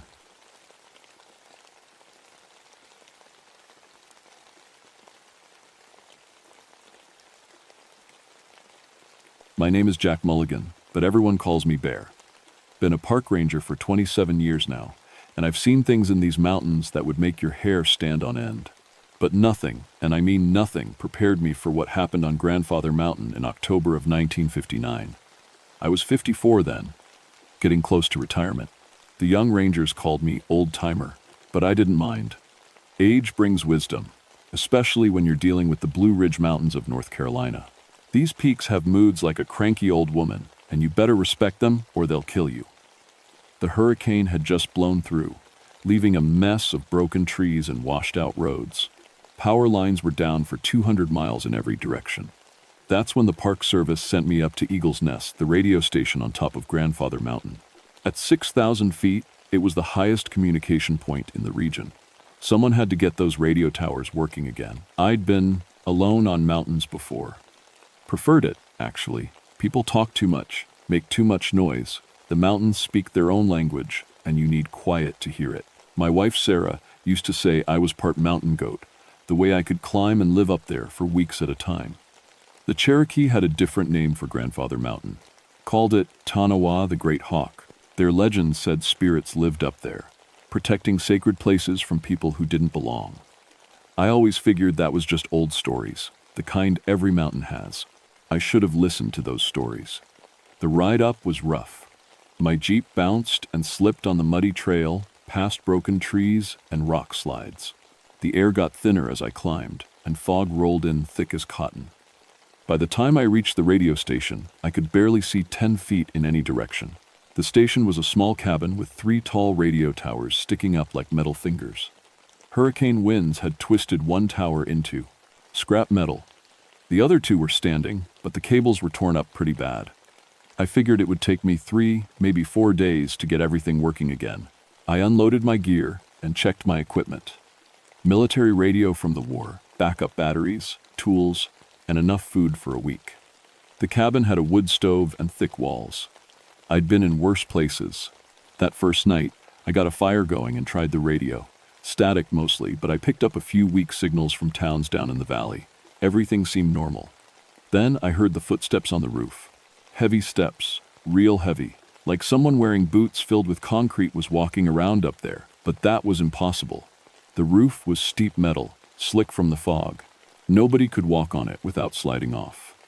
I grabbed my flashlight and stepped outside. The fog was so thick I couldn't see the roof, but I listened hard. The steps had stopped. Maybe it was just a tree branch that had fallen and was sliding around. But tree branches don't walk in steady patterns. I went back inside and checked my rifle. Old habit from Vietnam, always know where your weapon is. The footsteps started again, right above my head. This time they moved from one end of the cabin to the other, slow and deliberate. I was starting to think maybe I wasn't as alone on this mountain as I thought. Dawn came gray and cold. The fog had lifted some, but the air felt wrong. You know how the morning after a bad storm usually feels clean and fresh? This didn't. It felt heavy, like the mountain was holding its breath. I climbed up to check the damaged radio tower. That's when I found the first footprint. 18 inches long, shaped like a human foot, but way too big. The toes were spread wide, and the print was pressed deep into the mud, deeper than my own boot prints, and I weighed over 200 pounds. Whatever made this track was heavy. Real heavy. I followed the prints around the cabin. They went in a perfect circle, like something had been walking around and around all night, studying the place. The stride was long, maybe 4 feet between steps. I tried to match it and couldn't without jumping. My radio crackled to life. "Eagle's Nest, this is Base. Come in, Bear." I keyed the microphone. "Base, this is Eagle's Nest." I copy. "How's the repair work going up there?" I looked at the footprints again. Slower than expected. Tower damage is pretty bad. Might need extra parts. Copy that. We've got a climbing party reported missing on the north face. Can you keep an eye out? Will do. How many climbers? 5 college kids from Asheville. Been overdue since yesterday morning. Great. Just what I needed, search and rescue work on top of everything else. I'll watch for signals from them. Thanks, Bear. You're our only eyes and ears up there until we get the other stations back online. I spent the morning working on the radio equipment. The job was taking longer than expected because my tools kept disappearing. I'd set down a wrench, turn around, and it would be gone. Found it later in completely different places on top of the radio, inside the toolbox, once even outside in the mud. At first, I figured I was just tired and forgetting where I put things. But when my compass started spinning like a top every time I got near the north side of the cabin, I knew something was messing with my equipment. Around noon, I heard voices calling from somewhere down the mountain, faint, but definitely human. I grabbed my binoculars and climbed up on the cabin roof to get a better look. The fog had cleared enough to see the north face, a steep wall of granite that dropped away for thousands of feet. Experienced climbers loved it because it was challenging. Stupid climbers died on it because it was dangerous. I spotted movement about halfway down the cliff. 3 tiny figures clinging to the rock face. They were too far away to hear clearly, but they were definitely in trouble. I got on the radio. "Base, this is Eagle's Nest. I've got visual contact with climbers on north face. They appear to be in distress." Copy, Eagle's Nest. "Can you determine their condition?" I looked through the binoculars again. The climbers were moving, but something was wrong. They kept looking up at something above them on the cliff. Looking up and pointing, like they were scared of something. "Base, the climbers are." Wait a minute. A shadow moved across the cliff face, above the climbers. A big shadow, way too big to be human. Eagle's Nest report. The shadow moved again, and I heard something that made my blood run cold. A sound like rocks falling, but the rocks were falling upward. Big chunks of granite were flying up from the cliff face and disappearing over the top of the mountain. "Base, we've got a problem up here. Something's throwing rocks at the climbers." Say again, Eagle's Nest? I watched as one of the climbers lost his grip. He didn't fall down the cliff like he should have. He fell up, like gravity had reversed itself.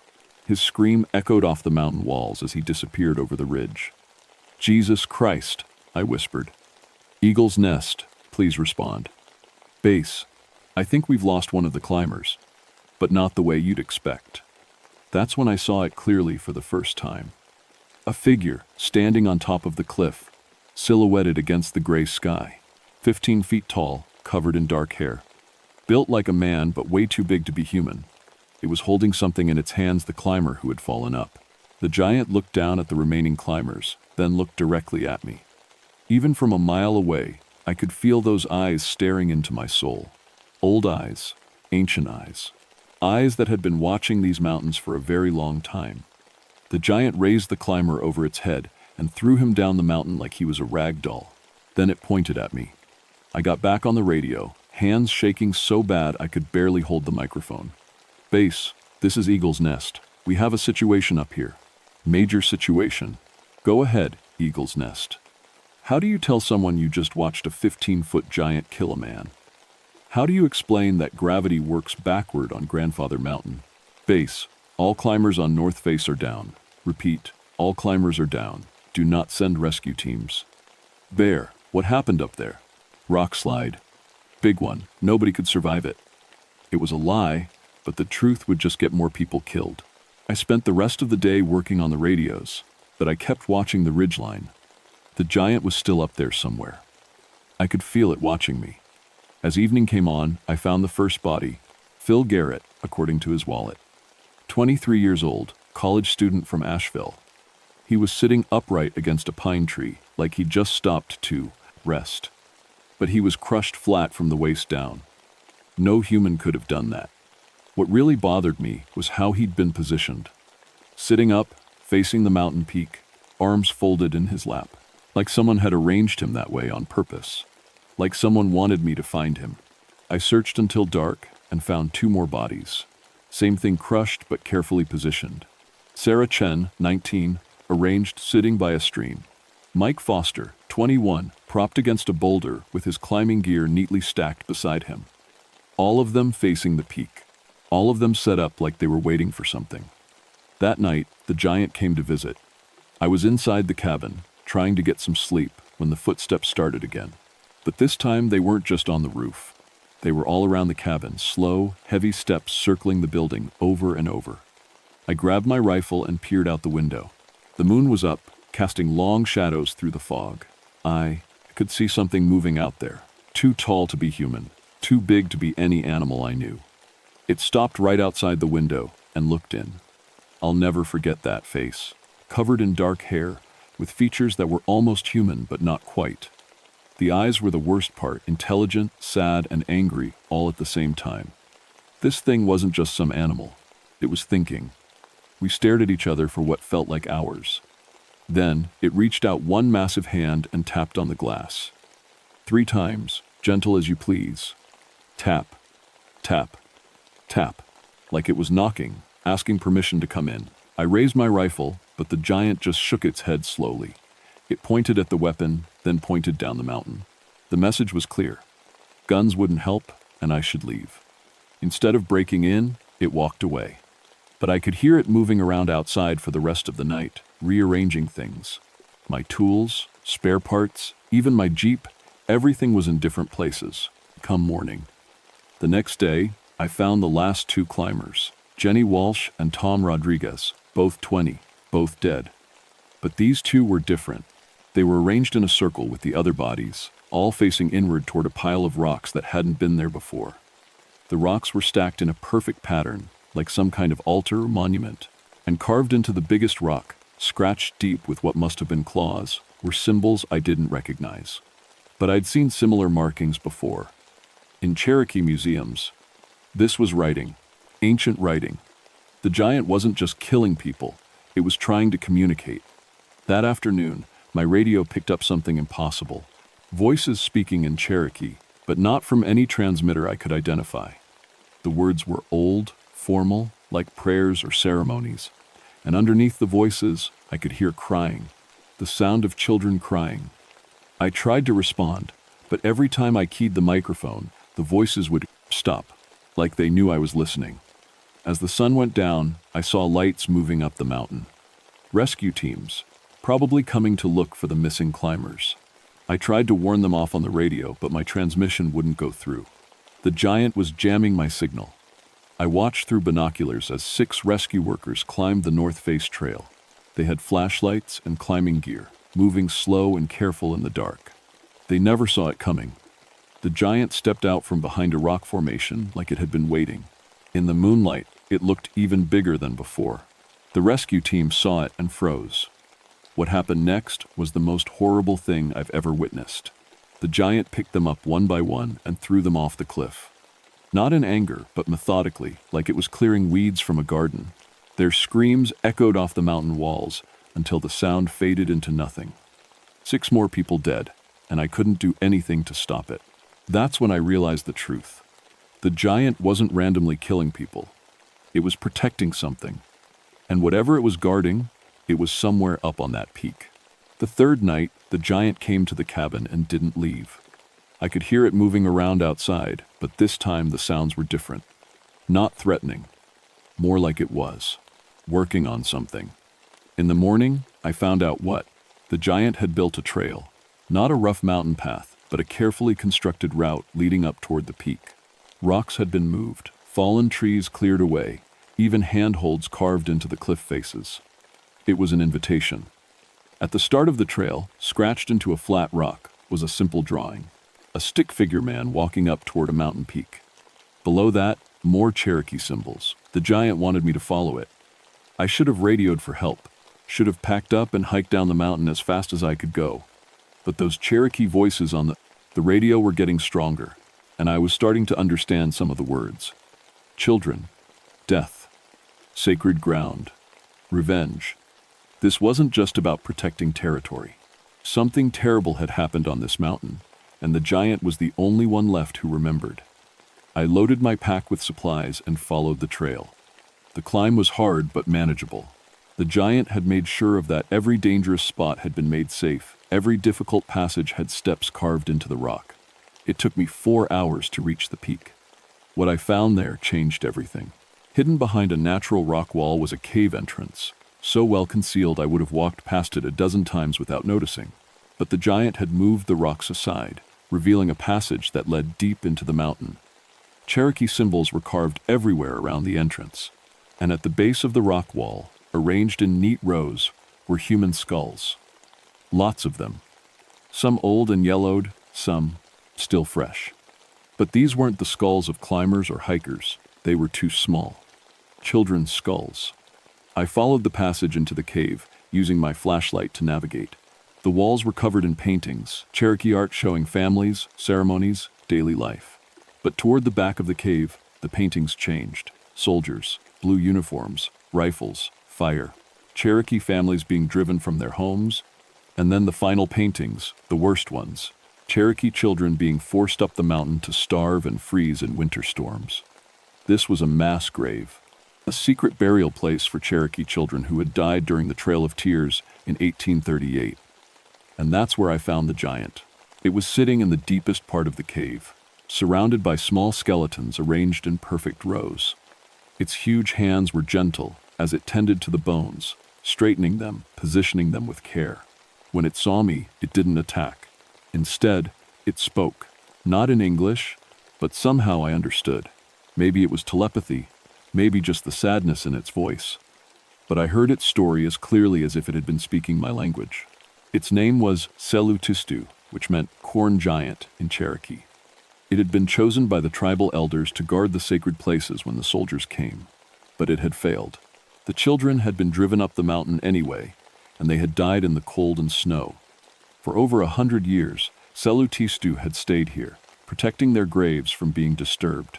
The climbers, the hikers, the rescue workers, they were all bringing more people to this sacred place, more feet to trample on the graves of innocent children. So it had killed them, not out of evil, but out of grief and duty. I sat down across from the giant and we looked at each other. Two old soldiers, both trying to do our jobs, both protecting something important.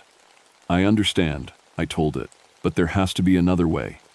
The giant tilted its massive head and listened as I explained about park boundaries, restricted areas, ways to keep people away without killing them. It considered this for a long time. Then it pointed to the radio on my belt and back to itself. It wanted to learn about modern communication. That was 3 years ago. I never left Grandfather Mountain. Officially, I'm listed as missing, disappeared, during the hurricane repairs in October 1959. But unofficially, I'm exactly where I need to be. Selutistu and I worked out a partnership. I taught it about radios, about how to send false signals and redirect hikers to safer trails. It showed me the old Cherokee ways, the proper ceremonies for honoring the dead. We moved all the children's remains deeper into the cave system, where they'll never be disturbed. Selutistu performed the proper burial rites, and for the first time in over a century, those little spirits could rest in peace. The killing stopped. The giant's grief finally began to heal. Now, when climbers call requesting permission to climb the north face, they get radio responses directing them to other areas. Equipment malfunctions at just the right times. Weather reports suddenly turn bad. People find dozens of good reasons to climb somewhere else. The mountain is protected, and nobody has to die. I've gotten older up here, but I've never been happier. Sarah passed away 2 winters ago, got word through a ham radio operator, but somehow I think she would understand. This is important work. Salutsis has changed too.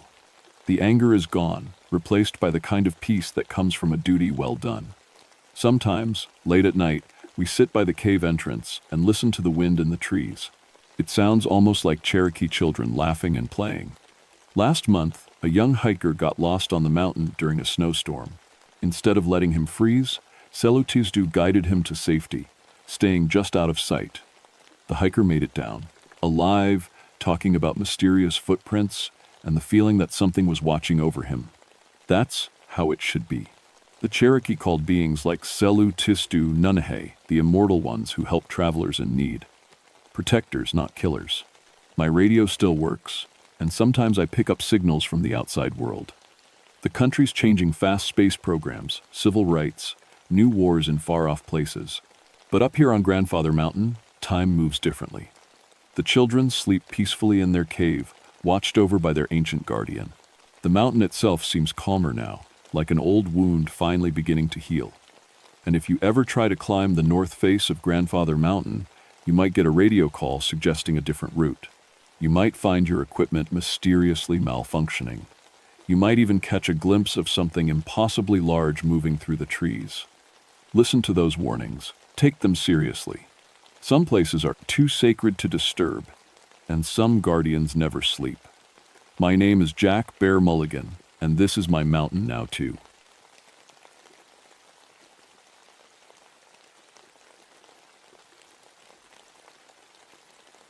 My name is Cornelius Ashford, but everyone calls me Neil. I've been a park ranger for 21 years, and in all that time, I've never written anything down that I didn't have to. But what happened to me in Hell Hollow? Well, I need to tell someone, even if nobody believes it.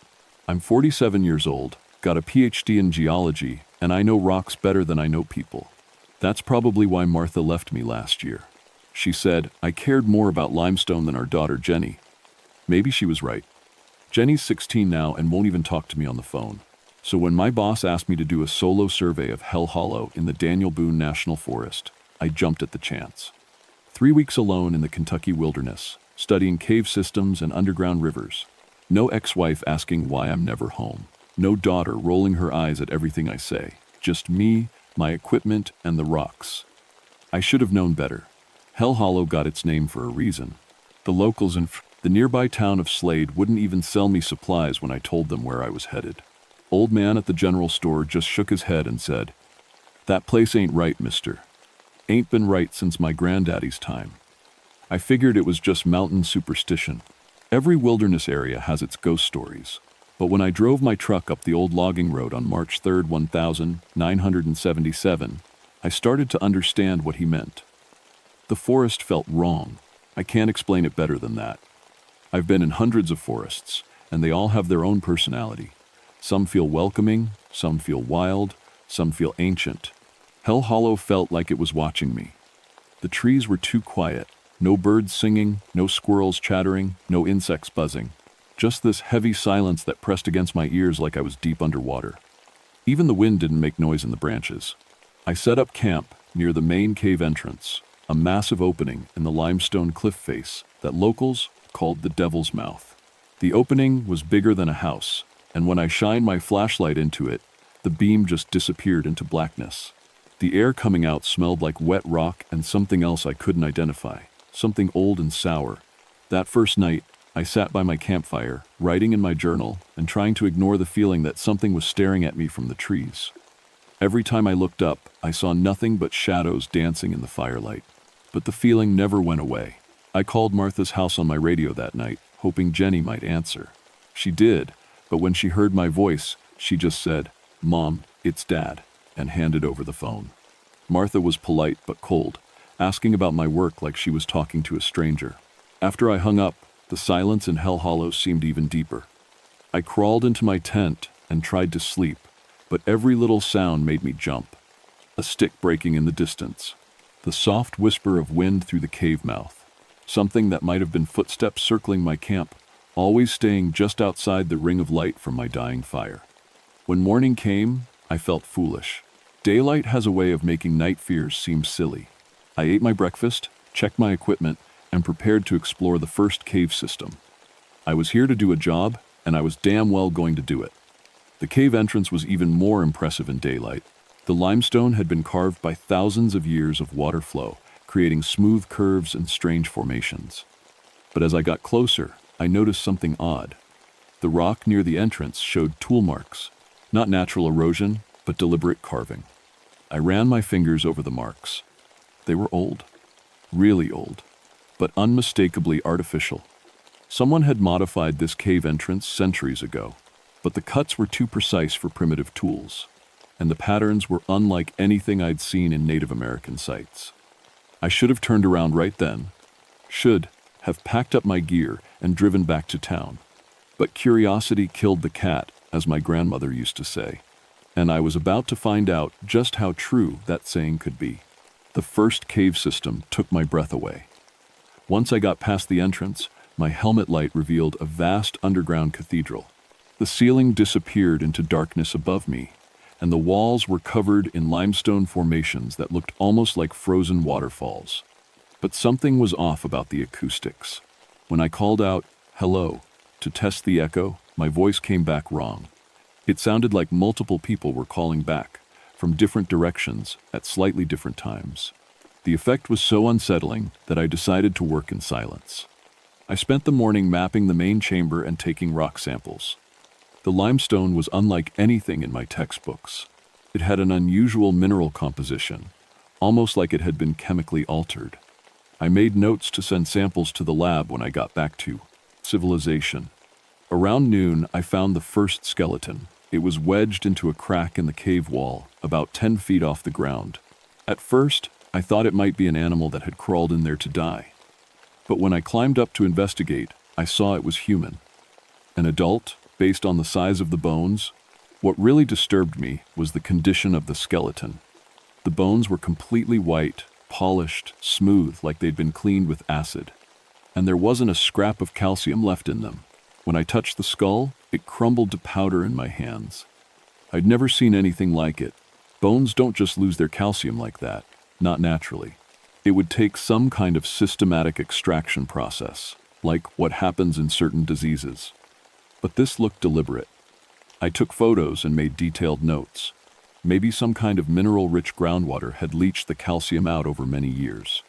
It was the only explanation that made sense.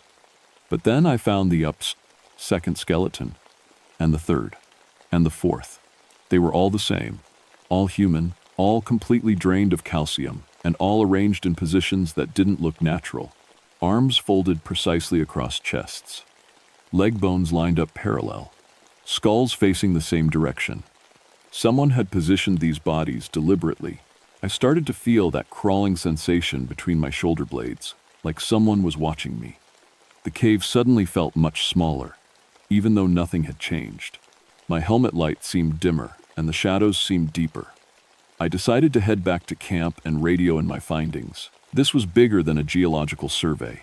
This was a potential crime scene, even if the crimes had happened decades or centuries ago. But as I made my way toward the cave entrance, I heard something that made my blood freeze. Scratching, like fingernails on stone, but amplified through the cave system.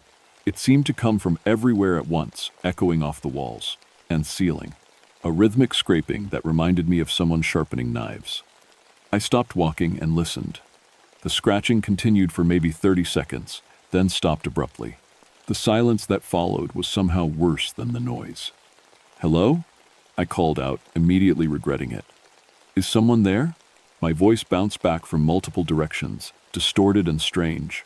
But underneath the echoes, I could swear I heard something else.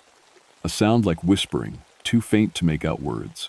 I walked faster toward the entrance, my light beam dancing wildly as I moved. Behind me, the scratching started again. Closer this time, following me. I didn't quite run out of that cave, but it was close. Back at camp, I sat in the sunshine and tried to convince myself I was being paranoid. Caves make weird noises.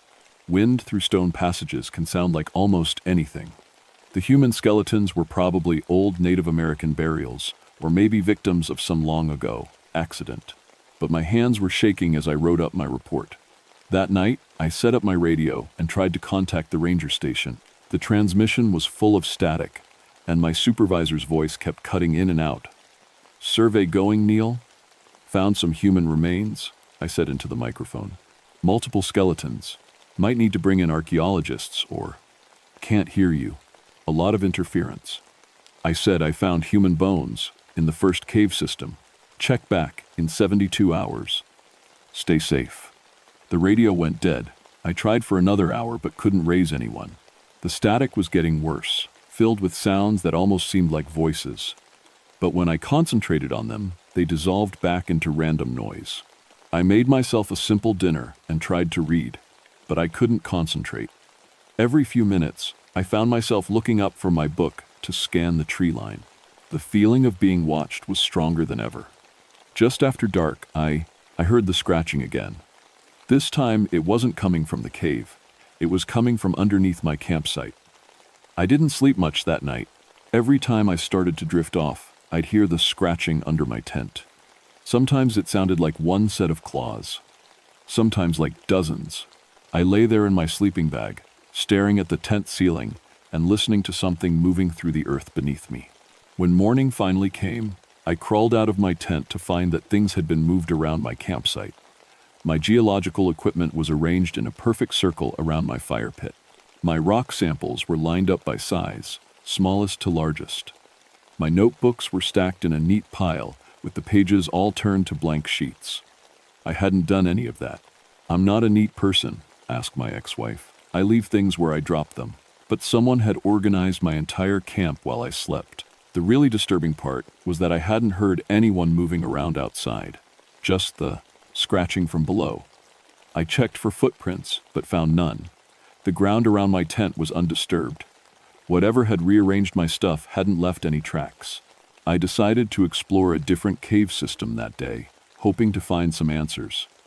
Maybe the scratching was coming from some kind of underground animal. Bats, maybe, or a family of raccoons that had made a den in the limestone.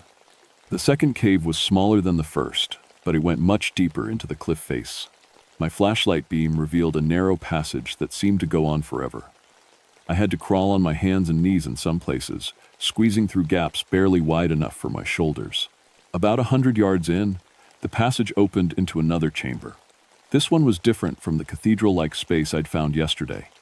The walls here were covered in markings. At first, I thought they might be natural formations.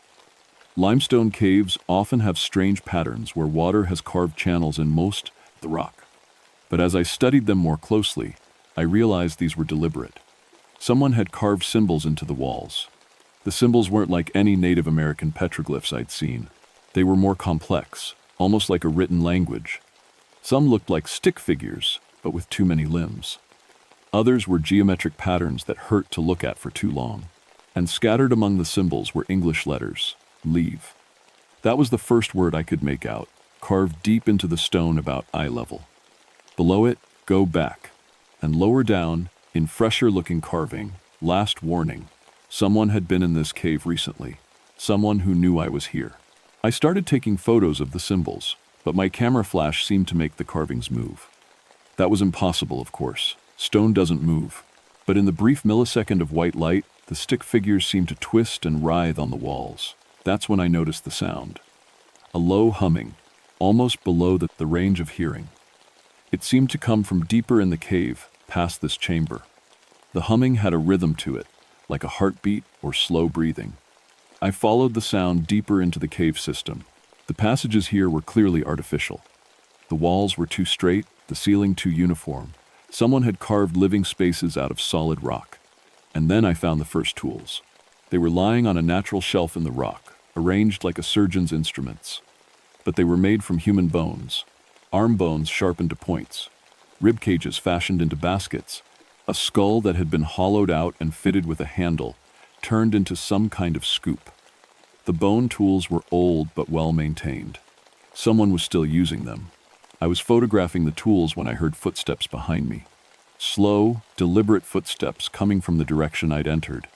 But these didn't sound like boots on stone. They sounded softer, like bare feet. Bare feet with too many toes. I turned around, my light beam cutting through the darkness. Hello? Who's there? The footsteps stopped, but in the silence that followed, I could hear breathing. Slow, deep breaths, like something large was waiting just outside my circle of light. "I know you're there," I said, trying to keep my voice steady. "I can hear you breathing." The breathing stopped. I stood there for what felt like hours, but was probably only minutes, listening to the absolute silence of deep stone. My heart was pounding so hard I thought it might give me away. Then, from somewhere in the darkness ahead of me, came a voice. Dr. Ashford. It knew my name. The voice was human but wrong somehow, like someone who had learned to speak by listening through walls. The pronunciation was perfect, but there was no emotion in it at all. "Who are you?" I whispered. "You have been chosen," the voice said. It seemed to come from multiple directions at once, echoing through passages I couldn't. "You see, special honor. You will join the deep community." I started backing toward the cave entrance, keeping my light pointed ahead of me. "I don't understand." "Who's there?" "Show yourself." "Surface dwellers have forgotten the old agreements." The voice continued. "Your kind may look but not disturb. You have disturbed." I could hear movement now, rustling sounds from the darkness beyond my light. Not one thing moving, but several. Maybe dozens. "I'm just doing a geological survey," I said, still backing up. "I didn't mean to disturb anything." "Dr. Ashford teaches us much about surface technology," the voice said, and now there was something that might have been amusement in it. "We learn quickly from thinking food." That's when I ran. I scrambled through those narrow passages, faster than I'd ever moved in my life, scraping my knees and elbows on the stone walls. Behind me, I could hear them following, not running like I was, but moving with the steady confidence of things that knew these tunnels better than I knew my own house. I burst out of the cave entrance and into daylight, gasping and shaking. But even in the sunshine, I didn't feel safe. I could still hear that voice echoing in my head, thinking food. They weren't just living down there. They were hunting. I should have left Hell Hollow that day. Should have packed my truck and driven straight to the nearest police station. Instead, I did what any good geologist would do. I tried to find a rational explanation for what I'd experienced. Maybe I'd suffered some kind of breakdown. The divorce, the estrangement from Jenny, the stress of working alone in an isolated place, TV, it could have triggered hallucinations. The voice in the cave could have been my own subconscious mind working through guilt and loneliness. That's what I told myself as I sat in my tent that evening, writing letters to Martha and Jenny. Letters I'd never send. But putting my thoughts on paper helped calm my nerves. Asterisk. Dear Martha, asterisk, I wrote. Asterisk. If something happens to me, don't let Jenny come looking. This place changes people. Asterisk. But as I wrote, I realized that wasn't quite right. Hell Hollow wasn't changing me. It was revealing something that had always been here, hidden in the deep, dark places where sunlight never reached. I'd brought my camera back to camp and spent the afternoon reviewing the photos I'd taken in the caves. The pictures of the bone tools were clear enough, but the shots of the wall symbols were strange. In several photos, the stick figures appeared to be in different positions than when I'd taken the pictures. Arms raised instead of lowered. Heads turned to face the camera instead of looking away. Photos don't lie. But apparently, they could be changed after the fact. That night, I set up my radio and tried again to contact the ranger station. This time, the static was so bad I could barely make out individual words. But I kept trying because I was starting to understand that I might not leave Hell Hollow alive. Finally, around midnight, I managed to get through. "Base, this is Dr. Ashford," I said into the microphone. "Emergency situation. I need immediate evacuation from Hell Hollow." "Neil?" The voice was faint but clear. "My supervisor, Tom Bradley." "What's your status?" "They're not animals, Tom. They have cities down here. Thousands of them." "Neil, you're breaking up." "Say again?" "They've been taking people for generations. Breeding programs. Making us more nutritious." "Neil, I'm not reading you clearly. Are you injured?" I looked around my campsite. Everything was wrong. My equipment had been rearranged again, but this time it wasn't in neat piles. My geological samples were gone. My spare batteries were missing. All my calcium supplements, the ones I took for bone health, had disappeared. "Tom, listen carefully," I said into the radio. "Tell my daughter I love her, and whatever you do, Don't send anyone to look for me. These things, they're not just hunting randomly. They're farming us. Neil, you need to calm down. I'm sending a team. That's when I saw them. They came out of the cave mouth like pale ghosts, moving with the fluid grace of things that had never known sunlight. At first glance, they looked almost human. 2 arms, 2 legs, a head where it should be. But the proportions were wrong. Too tall, too thin, with arms that hung down past their knees. And they were white as cave fish, so pale they seemed to glow in the darkness. Their faces were the worst part. Human-like but simplified, as if someone had tried to carve a person from memory and gotten the details wrong. No hair, no eyebrows, eyes that reflected my firelight like an animal's. "Tom," I whispered into the radio. "They're here. They're all around my camp." "Doctor, Ashford joins the deep community now," said the voice I'd heard in the cave. But this time it came from one of the creatures standing at the edge of my campsite. Its mouth moved wrong when it spoke, like it was remembering how human lips were supposed to work. "Surface dwellers, stay away, or face harvest," another one said. Its voice was identical to the first, as if they'd all learned to speak from the same teacher. I counted at least a dozen of them, standing just outside my circle of firelight. They didn't seem to be in any hurry. They just watched me with those terrible empty eyes, waiting for something. "What do you want?" I asked, though I was pretty sure I already knew the answer. "You have learned too much," the first creature said. "Knowledge brings responsibility. You will help us understand surface world. Teach us better ways to farm your kind." "I won't help you hurt people. Dr. Ashford has no choice," it replied. And then it smiled, revealing teeth that had been filed to points. "But first, you donate calcium, for the good of the deep community." They started moving toward me then, and I realized that my fire was the only thing keeping them at bay. They stayed just outside the ring of light, circling my camp like wolves around a wounded deer. I grabbed a burning branch from my fire and held it in front of me like a torch. The creatures stopped moving, but they didn't retreat. "Fire dies," one of them observed. "Dr. Ashford comes with us when fire dies." I looked at my dwindling pile of firewood, maybe enough to last until dawn, if I was careful. But dawn was hours away, and I wasn't sure sunlight would save me anyway. That's when I noticed something else missing from my camp. My radio. They'd taken it while I was distracted by their approach. The static I'd been hearing for days hadn't been interference. It had been them, listening to my transmissions, learning about the outside world. "Tom?" I called out, hoping my supervisor was still listening somehow. "If you can hear me, stay away from Hell Hollow.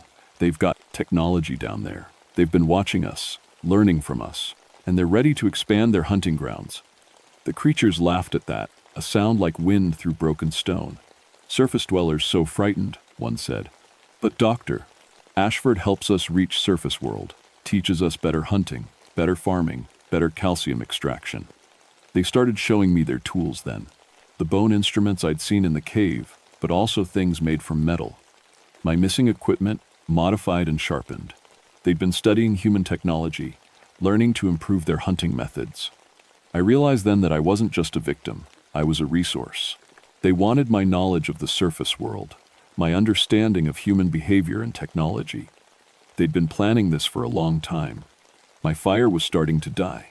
I'm writing this by the last light of my dying fire. The creatures are still out there, waiting in the darkness. They know they don't have to rush. Time is on their side. But I've figured out something they don't know I know. The reason they've been able to stay hidden for so long, the reason no one believes the stories about Hell Hollow, is that they've had help from above ground. The quick response from federal authorities, the classification of my research, the way this whole area got declared off limits. Someone in the government knows about them. I found the evidence in my tent tonight, while I was looking for anything that might help me survive until dawn. A letter that wasn't there before, written on government letterhead, *Dr. Ashford has been chosen for special honor. Cooperation with deep community is expected. Resistance serves no purpose. Integration will be swift and efficient. They've been doing this for decades, maybe longer, taking people who get too close to the truth and making them disappear. The official cause of death always the same, accidental drowning in underground rivers. But I'm not going, quietly. I've hidden copies of my journal and letters around the campsite, in places where search teams might find them. I've buried detailed notes about the cave systems, the symbols on the walls, the bone tools, and everything I've learned about their society. Someone needs to know the truth. The creatures are getting restless now. I can see them pacing back and forth just beyond my light, their pale shapes moving like smoke through the trees. They're making soft clicking sounds with their teeth, a noise that reminds me of insects. Dr. Ashford's fire dies soon, one of them calls out. Then Dr. Ashford comes home with us. Deep community welcomes new teacher. My flame is just a flicker now. Maybe 5 minutes left, maybe less. But I'm not done fighting. I've been saving the battery from my radio, the one they didn't know I had removed earlier. It's got enough charge for one last transmission, one final message to the outside world. Even if they jam it, even if no one believes it, I have to try. This is Dr. Cornelius Ashford. I speak into the darkness, hoping someone, somewhere, is listening. If you find this recording, stay away from Hell Hollow. The creatures living in the deep cave systems are real, and they're not just animals. They have intelligence, technology, and a systematic approach to hunting humans. The clicking sounds are getting louder. They know what I'm doing. They've been taking people for generations, possibly centuries. They farm us for calcium, keeping prisoners alive while slowly extracting minerals from our bones. But they're evolving, learning from their victims. They want to expand their operations to the surface world. Something moves in my peripheral vision. One of them has gotten closer to my dying fire, and someone in the federal government knows about them. Someone's been covering this up, making people disappear, keeping the truth buried. Check the classified files for Project Limestone Garden. Find out who's been protecting these things. My fire gutters and almost dies. In the sudden dimness, I can see dozens of pale shapes surrounding me. Maybe hundreds. How many of them are down there in the deep places? Tell my daughter I'm sorry, I whisper into the radio. Tell her I love her, and tell her to stay away from caves. Tell everyone to stay away from... The fire dies. In the absolute darkness that follows, I hear them moving. Soft footsteps on stone and earth. The whisper of air through hollow bones, the gentle scraping of filed teeth against each other. They're all around me now. Welcome home, Doctor. Ashford, says the voice from the cave. Deep community has been waiting for you. We have so much to learn from each other. I don't scream when they take me. There's no point. No one would hear anyway. But if you're reading this, if someone finds these letters and this journal, then maybe my death won't be for nothing. Maybe someone will believe. Maybe. Someone will stop them before they bring their hunting methods to the surface world. The truth is buried here in Hell Hollow, in the deep dark places where the sun never shines. But truth has a way of finding the light, even after the people who discovered it are gone. Remember my name, Dr. Cornelius Ashford. Remember what happened here. And whatever you do, don't let them convince you it was just an accident. Some secrets are meant to stay buried, but some truths are too important to die. This journal was found by Kentucky State Police on the 2nd of April 1977, along with Dr. Ashford's abandoned campsite. All materials related to the case were subsequently classified by federal authorities. The Hell Hollow area remains permanently closed to public access.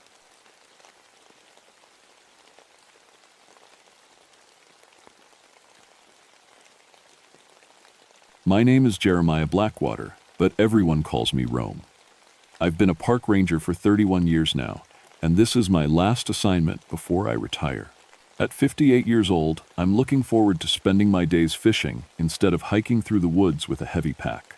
They sent me to Cherokee National Forest in Tennessee, to a place called Joyce Kilmer Memorial Forest. It's a special area within the forest called Elder Grove. 4,000 acres of old-growth trees that have been standing for over 400 years. These trees are massive, some of them wider than a small house. When you walk among them, it feels like being inside a cathedral made of wood and leaves.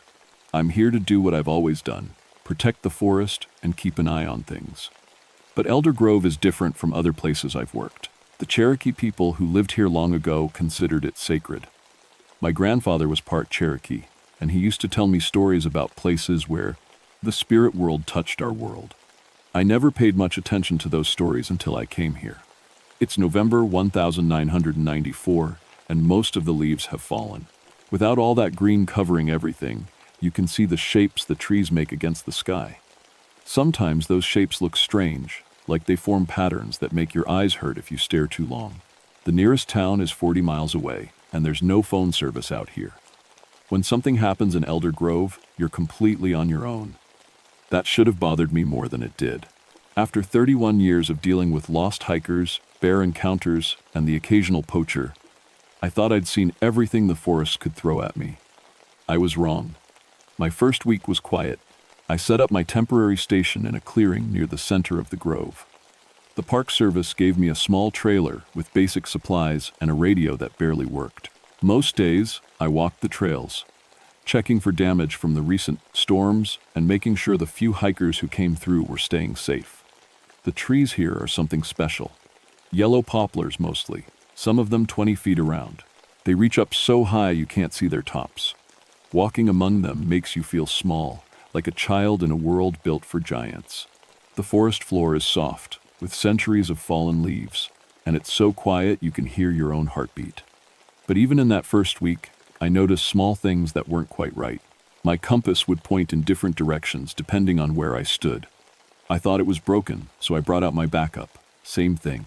Both compasses would spin slowly when I got near the center of the grove, like they couldn't decide which way was north. The shadows were wrong too. I've spent my whole life in forests, and I know how shadows should fall. But here, sometimes shadows pointed up toward the sky instead of down toward the ground. Not all of them, just a few. Just enough to make you do a double take and wonder if you were seeing things. I started keeping notes in my logbook, writing down these little oddities. Nothing dramatic, nothing that couldn't be explained. Maybe the compass problem was caused by mineral deposits underground. Maybe the shadow thing was just tricks of light filtering through the canopy in unusual ways. But the feeling was there from the beginning, the feeling that the forest was watching me.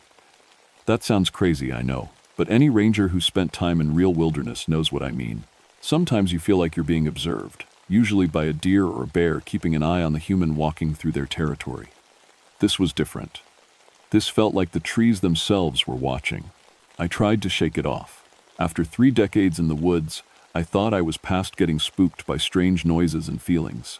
I told myself it was just because Elder Grove was so isolated, so different from anywhere else I'd worked. The trees, they were older here, bigger, more mysterious. It made sense that the place would feel different. On my 7th day, I found the first hiker.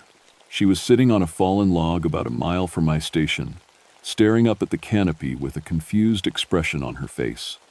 At first, I thought she was just resting, maybe taking a break from hiking.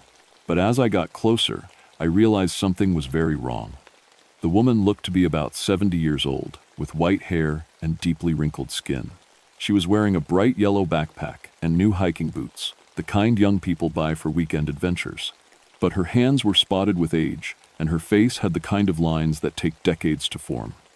"Ma'am, are you all right?" I asked, approaching slowly. She turned to look at me, and her eyes were the most confused I'd ever seen. I don't understand," she said in a voice that cracked with age. "I was just here for the day. I'm 25.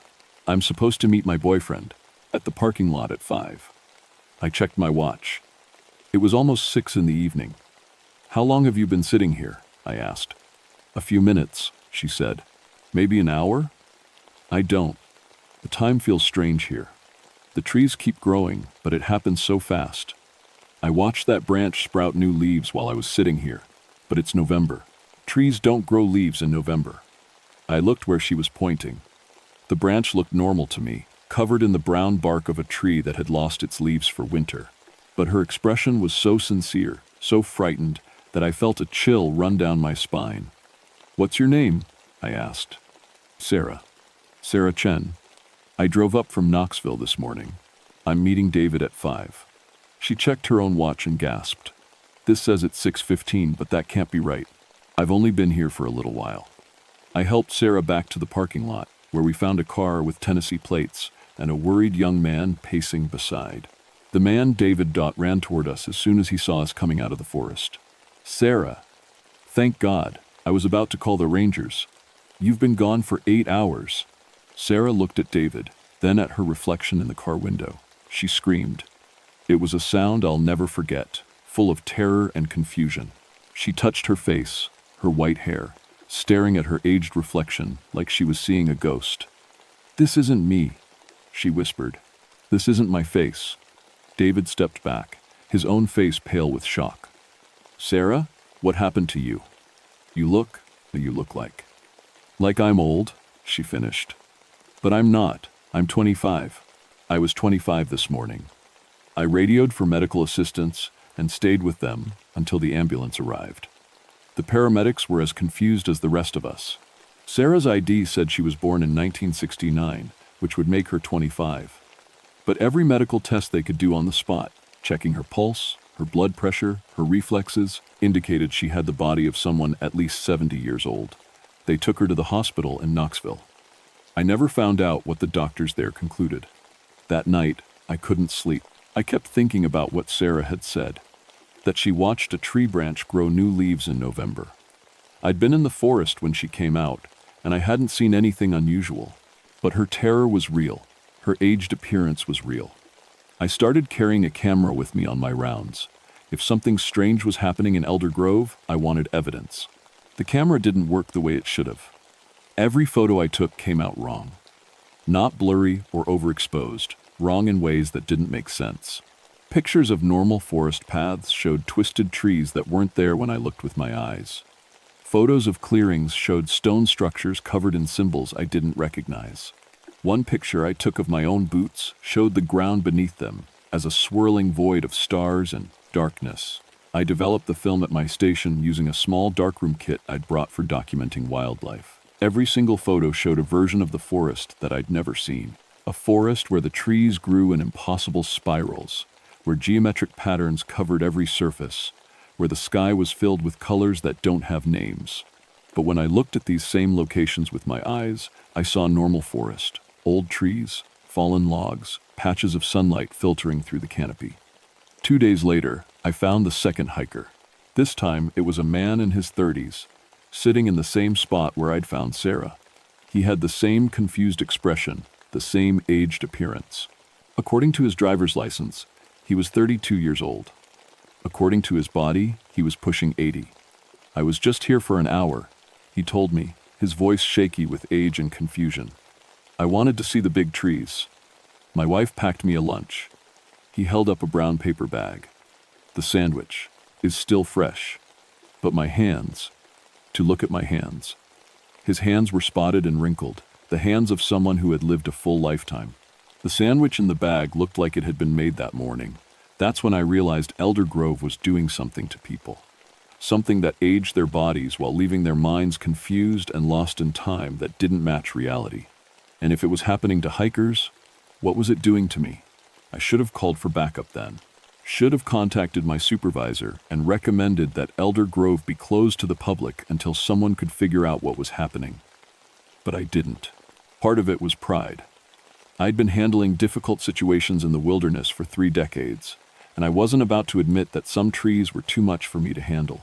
But if I'm being honest, the bigger part was curiosity.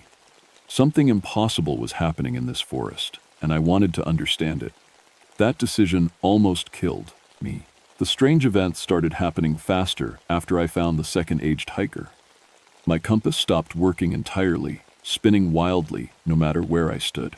The shadows began moving on their own, shifting and changing, even when the sun stayed in the same position. Time became unreliable. Time show light of beat 2 hour home. My watch would run backward for hours, then suddenly jump forward. I started seeing things that shouldn't exist. Trees growing through solid rock like the stone was made of air. Deer walking upside down on the underside of tree branches, grazing on leaves that grew downward. Birds that flew in perfect geometric patterns, tracing symbols in the air that made my eyes water when I tried to focus on them. The worst part was that I was starting to understand it all. Not with my brain, but with some deeper part of myself that remembered my grandfather's stories about places where the spirit world touched ours. The Cherokee had known about Elder Grove. They'd known it was different, dangerous, sacred. They'd known to stay away, except for the most important ceremonies. On my 10th day, I found something that made me understand why. I was hiking the Eastern Trail when I came across a clearing I'd never seen before. In the center of the clearing was a circle of stones, each one carved with symbols that seemed to shift and change when I wasn't looking directly at them. Between the stones, the air seemed thick and wavy, like heat rising from summer pavement. As I got closer, I started to hear voices, quiet at first, then getting louder. They were speaking in a language I didn't recognize. But somehow I understood what they were saying. They were Cherokee voices from hundreds of years ago, conducting a ceremony to keep something contained. The forest mind must not wake, they chanted. The boundary must hold, the old ones must sleep. I could see them then, like ghosts or memories made visible. Cherokee men and women in traditional clothing, dancing around the stone circle, keeping something at bay through the power of their ritual and their faith. But as I watched, their images began to fade. The voices became quieter, the ceremony was ending, and whatever they had been holding back was starting to stir. That's when I felt it for the first time. The presence of something vast and ancient and utterly alien. Something that existed in the spaces between normal reality. Something that could reshape the world just by thinking about it. The forest mind was waking up. I ran back to my station, but running in Elder Grove wasn't like running anywhere else. Sometimes the path ahead of me would stretch out like a rubber band, making 100-yard distance feel like miles. Other times, I'd take a single step and find myself half a mile from where I started. The forest was playing with space and time, bending reality like it was made of clay. When I finally reached my trailer, I tried to radio for help. The radio crackled, with static. But underneath the noise, I could hear something else. A sound like breathing, slow and deep, like something the size of a mountain taking its time with each breath. That night, I had the first dream. I was standing in the forest, but it wasn't the Elder Grove I knew. The trees were enormous, big enough to hold cities in their branches. Their roots extended deep into the earth, connecting to a vast network that spanned continents. I could see the whole planet from above, and I understood that what I thought of as separate forests were actually parts of one huge organism that had been growing here since before humans existed. The forest mind spoke to me in that dream, not with words, but with pure understanding flowing directly into my thoughts. I have been waiting, it said. The barriers grow weak, the old agreements fade. I need someone to speak for me to the new world. I woke up knowing that I hadn't been assigned to Elder Grove by chance. Something in my Cherokee blood, some genetic memory or spiritual connection, made me compatible with whatever was awakening here. The forest mind had been influencing events to bring me here, to this place, at this time. The aged hikers weren't random victims, they were test subjects. The forest mind was learning how human bodies worked, how human consciousness functioned, preparing for some kind of merger or transformation, and I was going to be its partner in that process. Over the next few days, the boundaries between dream and waking life began to blur. I'd be walking the trails during the day, and suddenly find myself experiencing memories that weren't mine. The growth of these trees over centuries, the migrations of animals across thousands of years, the rise and fall of ice ages and climate changes. I began to understand that the Cherokee ceremonies hadn't been about keeping the forest mind asleep. They had been about maintaining a delicate balance, allowing it to remain aware, while preventing it from expanding its influence beyond the boundaries of Elder Grove. But human civilization had changed the rules. Radio waves, electrical signals, the constant electromagnetic noise of modern life, all of it was disrupting the old barriers.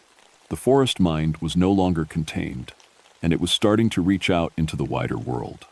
I found evidence of this when I discovered what had happened to the other hikers who had disappeared over the years. They hadn't aged rapidly like Sarah and the man I'd found. They had become something else entirely. Their remains were scattered throughout the grove, but they weren't decaying the way bodies should. Instead, they were becoming part of the forest. I found a skeleton with tree roots growing through the rib cage, tiny saplings sprouting from the skull. Another body had become completely integrated with a massive oak tree, the bones visible inside the bark like fossils in stone. The forest mind was learning. From each person it absorbed, growing more complex, more capable of understanding human thoughts and desires. Soon it would be ready to make contact with the outside world, and I was its chosen ambassador. On my 20th day in Elder Grove, everything changed. I woke up that morning and immediately knew something was different. The air felt thick and electric, like the moments before a thunderstorm. But there were no clouds in the sky, and the weather forecast called for clear skies all week. The animals were gone. I realized this as I walked my morning rounds. No birds singing, no squirrels chattering, no insects buzzing. The forest was completely silent, except for the sound of my own footsteps on the carpet of fallen leaves. That's when I started seeing them. Figures moving between the trees, always just at the edge of my vision. When I turned to look directly, there was nothing there. But I could feel them watching me, following me, staying just out of sight. I made my way to the stone circle where I'd first heard the Cherokee voices. The circle was still there, but the stones were different now. They were taller, more elaborate, covered in symbols that seemed to move and change as I watched them. And in the center of the circle, the air wasn't just wavy anymore. It was open. A doorway hung in empty air, showing glimpses of somewhere else. Not another place on Earth, but another reality entirely. Through the opening, I could see landscapes that followed different rules. Forests where the trees grew downward into an infinite sky, oceans that flowed uphill, mountains that existed in impossible spirals. And coming through that doorway, slowly and carefully, was something that I can only describe as hunger given form. It wasn't a creature exactly. It was more like a living void, a piece of emptiness that moved with purpose. Wherever it touched, reality started to unravel. Trees aged and died and crumbled to dust in seconds. The ground itself began to dissolve, revealing the same star-filled void I'd seen in my photographs. I understood then what the Cherokee ceremonies had really been about. They weren't just maintaining balance with the forest mind. They were keeping these things out. These reality eaters, these cosmic predators that consumed entire worlds by simply existing in them. The forest mind had been Earth's guardian all this time, using places like Elder Grove as monitoring stations, watching for signs that the barriers between dimensions were weakening. And now those barriers were failing. "Help me," the forest mind said, speaking directly into my thoughts with an urgency I'd never heard before. "I cannot fight them alone. I need a human consciousness to bridge the gap between realities. I need someone who can help me coordinate the defense of this world."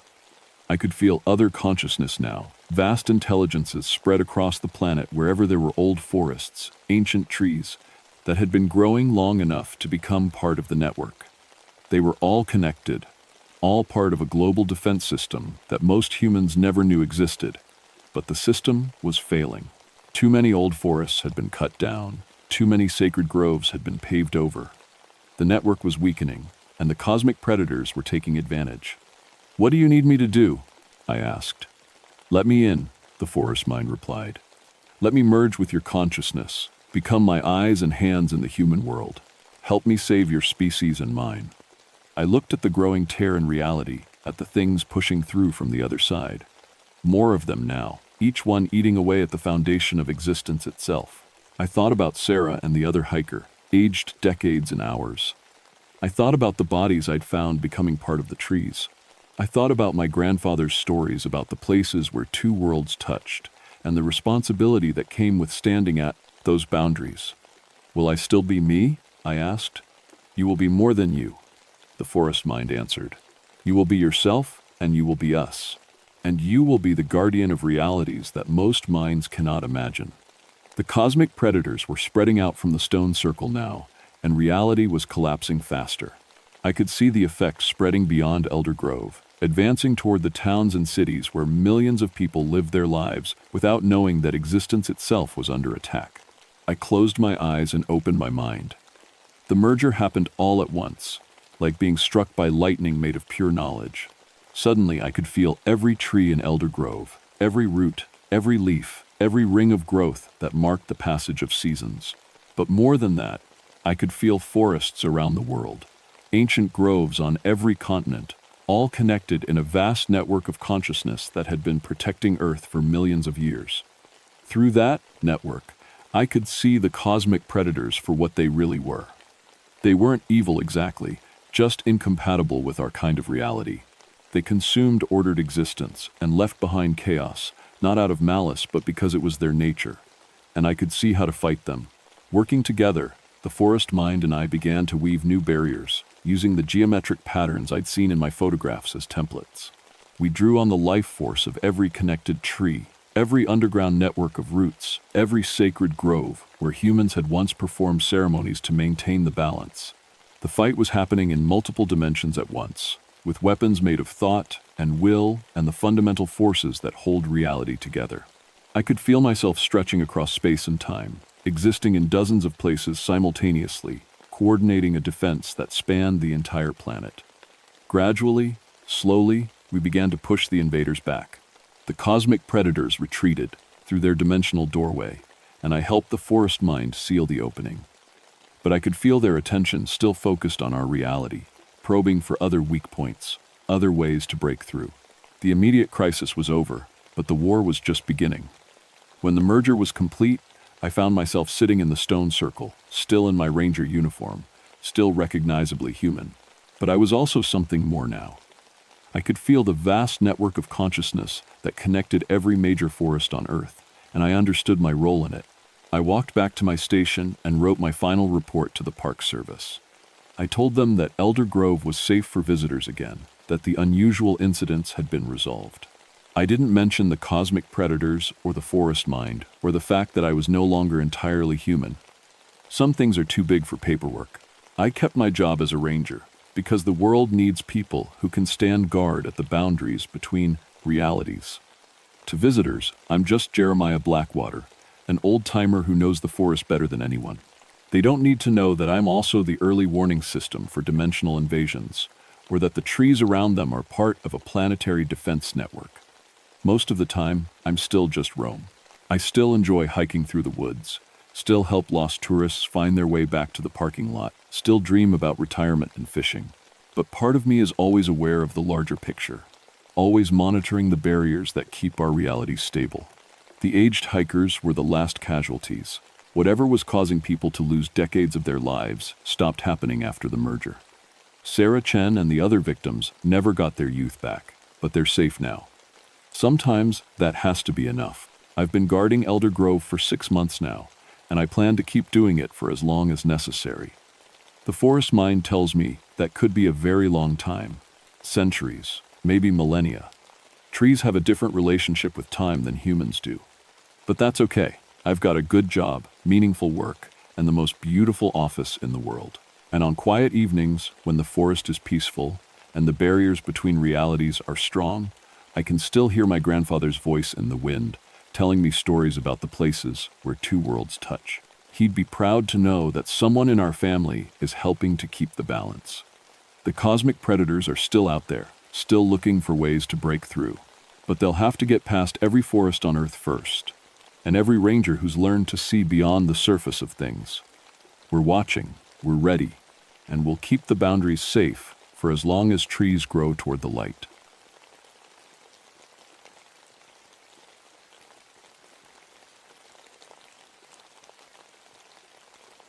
My name is Ezra Holloway, and I've been a park ranger in the Great Smoky Mountains for 16 years.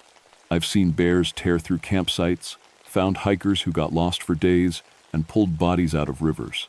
But nothing in all my years prepared me for what I found in September of 1967, deep in the Cataract Falls backcountry. I was 43 then, old enough to know the mountains like the back of my hand, young enough to handle 10 days alone in the wilderness. The Park Service sent me out to investigate what they called unusual predator activity near Howling Creek. 7 campers had died in 6 weeks. The bodies were found in places that made no sense, 30 feet up in trees, buried in solid rock, scattered across cliff tops with no way to climb up. The morning I headed out, thick fog hung in the hollows like dirty cotton. My supervisor, Jim Bradley, looked worried as he watched me load my pack. "You sure you want to do this alone, Ezra?" he asked, adjusting his. "We could wait for backup from Knoxville." I shook my head. Backup's 50 miles away through roadless terrain. Whatever's killing people out there, it needs to be stopped now. Hunting season starts in 2 weeks. Jim knew about my time in Vietnam. He knew about the injury I got over there. Shrapnel that left me with gaps in my memory sometimes, moments where I'd lose track of time. But he also knew I was the best tracker in the service. If something was hunting people in these mountains, I'd find it, The Cherokee called this area Kitawa, a word that meant wolf spirits who could steal human thoughts. The old-timers around here still told stories about them, especially when the fog rolled in thick like today. I didn't put much stock in ghost stories, but I respected the mountains enough to listen. My first day took me 12 miles into the back country, following Howling Creek through narrow hollows thick with laurel. The silence bothered me. No birds singing, no squirrels chattering. Even the insects seemed quiet. After 16 years of mountain sounds, you notice when they stop. I made camp near where they found the first body, a college kid from Nashville who'd been hunting alone. According to the report, something had torn him apart and arranged the pieces in a perfect circle. The local sheriff called it a bear attack, but I'd seen bear kills. This was something else. That first night, I heard howling in the distance. Deep, long calls that echoed off the ridges. But the sound seemed wrong somehow. Too intelligent, too organized. Like the animals were talking to each other about something important. I wrote everything down in my journal, same as always. Time, weather, observations. It helped keep my mind focused when the injury acted up. The doctor said I might always have problems with memory gaps, but writing things down helped me keep track. Around midnight, the howling stopped. The silence that followed felt heavy, like the mountains themselves were holding their breath. I dozed fitfully in my sleeping bag, waking every hour to check the fire. Something was watching me from the tree line. I could feel eyes on my back, patient and hungry. When morning came, I found tracks around my campsite. Huge paw prints, bigger than any wolf I'd ever seen. But here and there, mixed in with the paw prints, were what looked like human footprints. Boot prints, actually, like someone wearing hiking boots had walked alongside the animal. I photographed everything, measured the tracks, made detailed notes. The paw prints were 6 inches long, with claw marks that gouged deep into the soft earth. But the strangest thing was how they seemed to change. In one spot, clear paw prints. 10 feet later, something that looked half human, half animal. Then back to paws again. I'd been a hunting guide before joining the Park Service. I knew animal tracks like most people knew letters of the alphabet.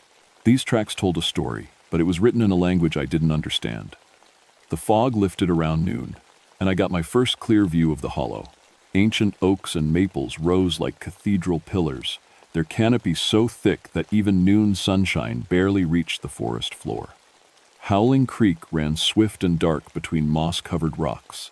Beautiful country, but something about it felt wrong now. Diseased, maybe. Like the land itself was infected with whatever had been killing people. I pressed deeper into the backcountry, following the creek upstream toward Cataract Falls. According to my map, the next victim, a family of 3 from Georgia, had been found about 5 miles ahead. I needed to see that site before dark. The silence followed me all day. No bird songs, no rustling in the underbrush. Just the sound of my boots on dead leaves and the constant murmur of the creek. Every few minutes, I'd stop and listen. Once, I thought I heard footsteps behind me, matching my pace exactly. But when I turned around, the forest was empty. By late afternoon, I'd covered 8 miles without seeing so much as a squirrel. The wrongness I'd felt that morning was getting stronger. This wasn't natural. Something had scared all the wildlife away from a huge area. Something big enough and dangerous enough to clear out everything with fur, feathers, or wings. I made my second camp in a small clearing near where Howling Creek bent sharply east. The spot felt defensible, open ground with good sight lines, the creek at my back. I built a large fire and cooked beans and coffee, trying to act normal. But my rifle stayed within arm's reach, and I kept catching myself looking over my shoulder. That's when I found the first note. It was tucked under a rock near my fire pit, written in my own handwriting on Park Service paper. Asterisk, Day 3. Spoke with pack leader again. Agreement still stands. Memory gaps getting worse, but worth it for what he's teaching me. Don't trust the radio reports. 7 victims so far, but there will be more, have to be more. Asterisk, I stared at that note for 10 minutes, reading it over and over. My handwriting, my paper, my pen, but I had no memory of writing it. And what did Day 3 mean? This was only my second day in the backcountry. The injury from Vietnam sometimes caused blackouts, moments where I'd lose time. But never anything like this. I'd never forgotten writing something down, especially something this important, this disturbing. I checked my journal. According to my notes, I'd hiked into the backcountry yesterday morning. But the note was dated 3 days ago. Either someone was playing an elaborate trick on me, or I'd lost 2 days completely. The howling started again as darkness fell, closer this time. Much closer. And for the first time in 16 years of mountain work, I was genuinely afraid. I woke up the next morning with dirt under my fingernails and blood on my shirt. My fire had burned down to cold ashes, and my rifle was lying 10 feet away from where I'd left it. I had no memory of moving it, no memory of leaving my sleeping bag, no memory of whatever had happened during the night. But the evidence was right there in front of me. A rabbit carcass, half-eaten and still warm, lying beside my pack. Fresh deer blood on my hands and face. And tracks in the soft earth around my campsite, not just the huge paw prints from before, but my own boot prints, walking in circles for what must have been hours. I found more notes tucked in my pack, written in my handwriting. Asterisk, joined them for the hunt. Incredible experience. Senses sharper than ever before. Can smell fear from 100 yards away. Pack leader says I'm learning fast. Asterisk, human memories fading, but wolf memories getting stronger. Remember hunting deer through these same hollows 50 years ago. Wait, that's not my memory. Getting confused. Asterisk, he's helping with the injury. Brain feels clearer during hunts. Maybe this is better than being human. Asterisk, I stared at those notes until my eyes watered, but I couldn't remember writing a single word.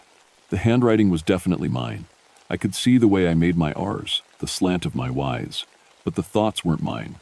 These weren't thoughts I'd ever had. Panic started building in my chest. I'd lost time before, sure, but never like this. Never whole nights. Never with evidence that I'd been doing things I couldn't remember. I radioed back to headquarters, but got only static. According to my equipment, I should have been able to reach the ranger station easily from here. Something was interfering with the signal. That's when I noticed my food supplies. Yesterday, I'd been down to 2 cans of beans and some jerky. Now my pack was full of fresh meat, rabbit, squirrel, something that might have been deer liver. Raw meat, still bloody, wrapped in my own spare shirts.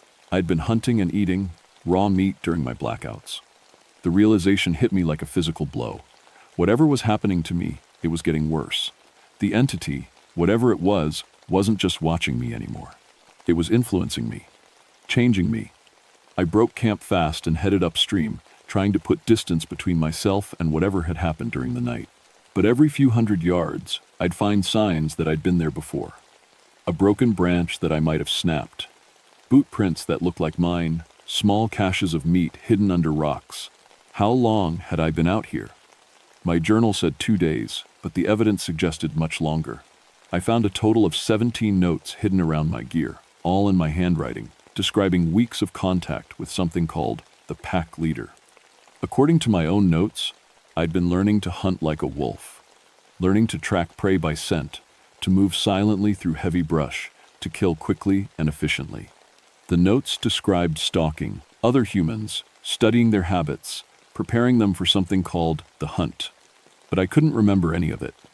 Around noon, I reached the site where the Georgia family had died.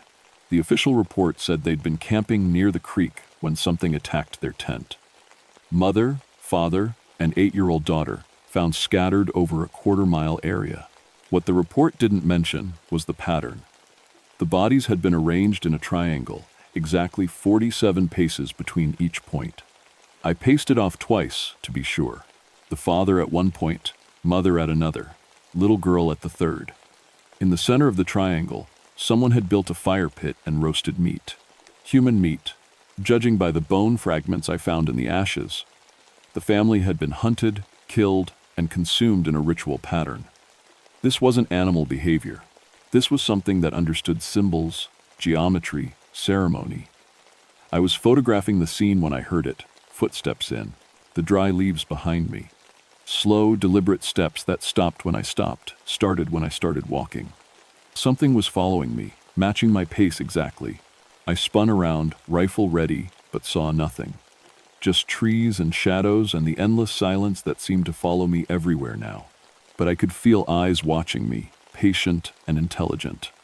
"I know you're there," I called out. Whatever you are, I know you're watching me." The forest stayed quiet, but in that silence, I heard something that made my blood run cold. My own voice, coming from somewhere in the trees, repeating my words back to me like an echo. "Whatever you are, I know you're watching me." Except the voice came from 3 different directions at once. I ran. For the first time in 16 years of mountain work, I dropped everything and ran like my life depended on it. Behind me, I could hear laughter. Not human laughter, but something close enough to make it worse. The sound followed me through the trees, always just behind me, never getting closer but never falling behind. I ran for maybe a mile before my legs gave out. When I finally stopped, gasping for breath beside the creek, I realized I wasn't alone. A man was sitting on a fallen log about 20 feet away, watching me with pale yellow eyes. He looked normal enough. Flannel shirt, blue jeans, work boots, except for those eyes and the way he didn't seem to be breathing. "You run pretty good for someone with a head injury," he said, and his voice was exactly like mine. "But you can't outrun yourself, Ezra." I raised my rifle, but my hands were shaking too badly to aim properly. "Who are you?" "You know who I am," he said. "You've been writing about me for weeks. I'm the pack leader." "That's impossible. I've only been out here 2 days." He smiled, showing teeth that were too sharp, too white. "Check your watch, Ezra. What day is it?" I looked down at my wrist. The date window showed September 28th. According to my journal, I'd started this assignment on September 15th. I'd lost nearly 2 weeks. "We've been having such good talks," the pack leader said. "You just don't remember them all yet. But you will. The memory comes back bit by bit, like healing from an injury." "Speaking of which, how's your head feeling? Better?" Now that he mentioned it, my head did feel better. The constant dull ache I'd lived with since Vietnam was gone. The fog that sometimes clouded my thoughts had lifted. I felt clearer, sharper, more aware than I had in years. "I've been helping you heal," he explained. "Trading wolf medicine for human knowledge. You teach me about park service procedures, radio frequencies, patrol schedules. I teach you about hunting. The people who died were weak, soft, easy prey." His yellow eyes glowed brighter. "But you're different, Ezra. You're a predator who's been pretending to be prey. I'm just helping you remember what you really are." I wanted to pull the trigger, but something stopped me. Maybe it was curiosity. Maybe it was the fact that my head felt better than it had in years. Or maybe it was the small voice in the back of my mind that whispered he might be right. "What do you want?" I asked. "Partnership," he said. "There are 7 of us in the pack, but we need human intelligence to hunt efficiently. You know how people think, how they move, where they go to feel safe. Help us hunt, and we'll help you heal completely. No more blackouts, no more confusion, just perfect predatory clarity." The offer was tempting, more tempting than it should have been. "And if I refuse?" His smile widened. "Then you'll keep losing time. Keep finding bloody notes you don't remember writing. Keep waking up with human meat in your pack. Eventually, you'll lose yourself completely, but at least you'll remember every kill." The pack leader stood up, and for just a moment, his shape seemed to blur. Human form mixed with something else. Longer limbs, broader shoulders, a muzzle instead of a face. Then he was human again. "Think about it, Ezra. We'll talk again soon." He walked into the trees and vanished, leaving me alone with my rifle and the terrible knowledge that I was no longer entirely human. 3 days later, I killed my first person. I don't remember deciding to do it. I don't remember stalking him through the laurel thickets or waiting for the perfect moment, but I remember the kill itself with perfect, horrible clarity. His name was Marcus Webb, a geology student from the University of Tennessee who'd come to collect rock samples near Cataract Falls. 22 years old, sandy hair, wore thick glasses that made him look younger. I found his research notes scattered around his campsite after I killed him. I remember the feeling of my teeth tearing his throat open. I remember the hot blood on my hands and face. I remember the incredible surge of strength and satisfaction as he stopped struggling. But I also remember looking down at his body afterward and feeling sick with horror. Because part of me, the human part that was still fighting, knew this was wrong. Murder. I was a park ranger. I was supposed to protect people like Marcus Webb, not hunt them down like animals. The pack leader found me crouched over the body, covered in blood and shaking. "Excellent work," he said, crouching beside me. "How do you feel?" "Sick," I whispered. "I killed him. I murdered a college kid." "You hunted weak prey and fed your pack. Nothing sick about that." But there was no pack around us. "Just me and him, and Marcus Webb's torn body," I said as much. The pack leader laughed. "Look closer, Ezra. Really look." I looked up and saw them. 7 massive shapes moving through the trees like shadows. Wolves, but wrong. Too big, too smart, walking on hind legs when they thought I wasn't looking directly at them. Yellow, eyes gleaming in the afternoon light. "We've been hunting together for weeks," the pack leader explained. "You just haven't been able to see us clearly until now. The healing process affects perception, makes you more aware of things that were always there."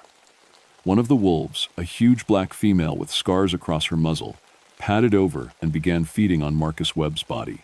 She looked at me and nodded, like she was thanking me for the meal. I should have been terrified. Instead, I felt proud. That night, the pack leader showed me how to transform. "It wasn't magic," he explained.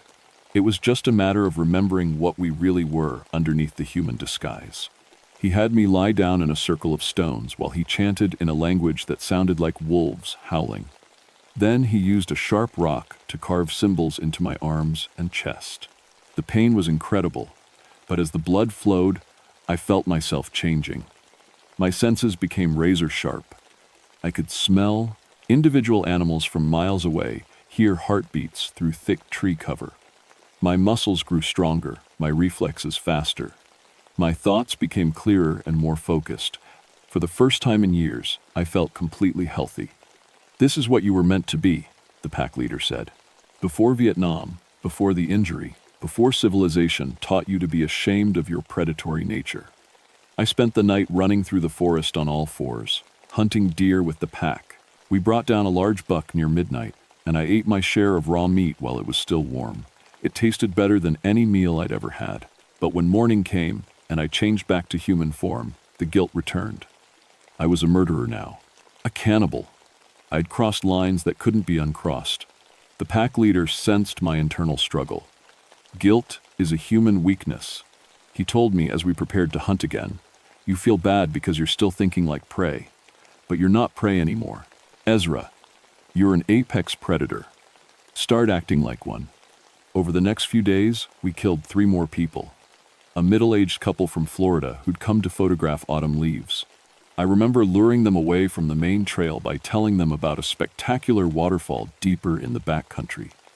The pack surrounded them near Howling Creek, and we fed well that night. A solo hiker named David Chen, an accountant from Memphis who'd taken a week off work to find himself in the mountains. We stalked him for 2 days before striking. I remember the look of betrayal in his eyes when he realized his trusted park ranger was leading the attack. The kills were getting easier. Each time I transformed, more of my human conscience faded away. The pack leader was right. Guilt was just a weakness that held predators back from their true nature. But late at night, when I was alone with my thoughts, I knew something was terribly wrong. I was supposed to be investigating the murders, not committing them. People were counting on me to stop the killing, not join it. I tried to radio for help, but something had happened to my equipment. Every frequency was dead except one, a channel that played the sounds of wolves howling. When I tried to call headquarters, my own voice came back to me, speaking words I hadn't said. "All clear. No problems. Investigation continuing." Someone was using my radio to report false updates to the Park Service. I checked my journal and found entries I didn't remember writing. Asterisk. Day 18. Killed another one today. Getting easier each time. Human thoughts feel fuzzy and distant now. Wolf thoughts much clearer. Asterisk asterisk. Day 21. Pack leader says final transformation almost complete. Few more hunts and won't need human form at all. Looking forward to it. Asterisk asterisk. Day 24. Remembered killing 7 campers before current assignment began. Bodies hidden throughout territory. Cover story about investigation was my idea. Very clever. Asterisk. That last entry stopped me cold. According to my own handwriting, I'd been killing people for months. The 7 dead campers that had triggered this investigation, I'd killed them myself. The Park Service hadn't sent me to stop the murders. I'd manipulated them into sending me out here so I could kill more people. But that was impossible. I'd been a park ranger for 16 years. I'd saved lives, not taken them. I'd dedicated my career to protecting these mountains and the people who visited them. Unless that was all a lie. The pack leader appeared beside me as I stared at my journal, trying to make sense of the timeline. "Memory's a funny thing," he said. "Especially damaged memory, so easy to reshape, to improve. I've been helping you remember who you really are, Ezra. Not the pretend hero you've been playing for 16 years, but the killer you've always been, deep down." "That's not true," I said. But my voice sounded weak even to me. "Isn't it? Think about Vietnam, Ezra. Really think. What did you do over there?" "Vietnam."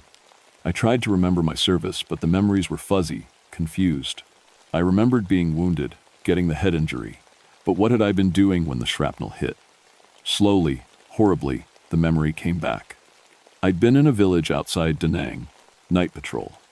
We'd gotten reports of enemy activity, but when we arrived, we found only civilians. Families with children, old people, farmers. Our lieutenant had ordered us to search for weapons, but some of the soldiers had started doing other things. Terrible things. I should have stopped them. Should have reported them. Instead, I'd joined in. I remembered the feeling of power, the rush of taking what I wanted by force. I remembered killing people who couldn't fight back. I remembered enjoying it. The head injury hadn't happened during combat.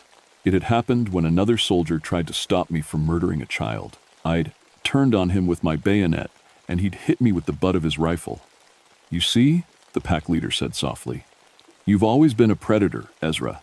The park ranger thing was just a disguise, a way to get close to potential victims while looking respectable. But now, you don't need the disguise anymore." I wanted to deny it, but the memories were too clear. Too real. The pack leader was right. I'd been a killer long before I met him. He'd just helped me stop pretending to be anything else. That night, we hunted together as a full pack for the first time.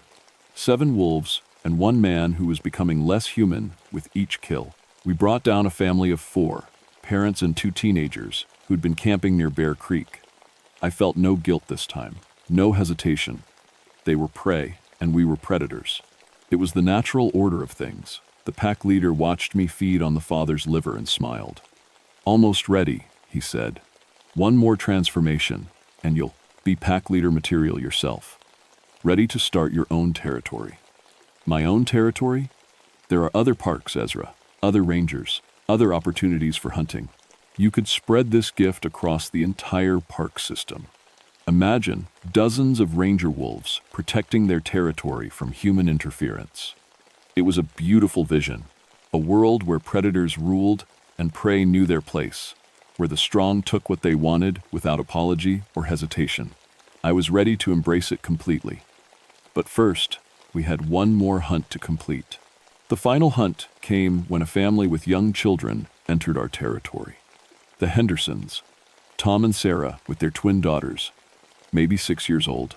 They'd hiked in from the Eastern Trail, planning to spend 3 days camping near Cataract Falls. Perfect prey, isolated, vulnerable, trusting. The pack leader wanted me to prove my commitment by leading the hunt personally. "Show us you fully embraced your reef. Nature," he said as we tracked them to their campsite. "Kill the adults yourself. The children can feed the pack." I crouched in the brush, watching the family set up camp. Tom Henderson was teaching his daughters how to tie proper knots. Sarah was unpacking food and laughing at something one of the girls had said. They looked happy, safe, unaware that death was watching them from the tree line. For the first time in weeks, I hesitated. "What's wrong?" the pack leader whispered beside me. "Nothing," I said, just waiting for the right moment. But that wasn't true. Looking at those little girls, I felt something stirring deep inside me.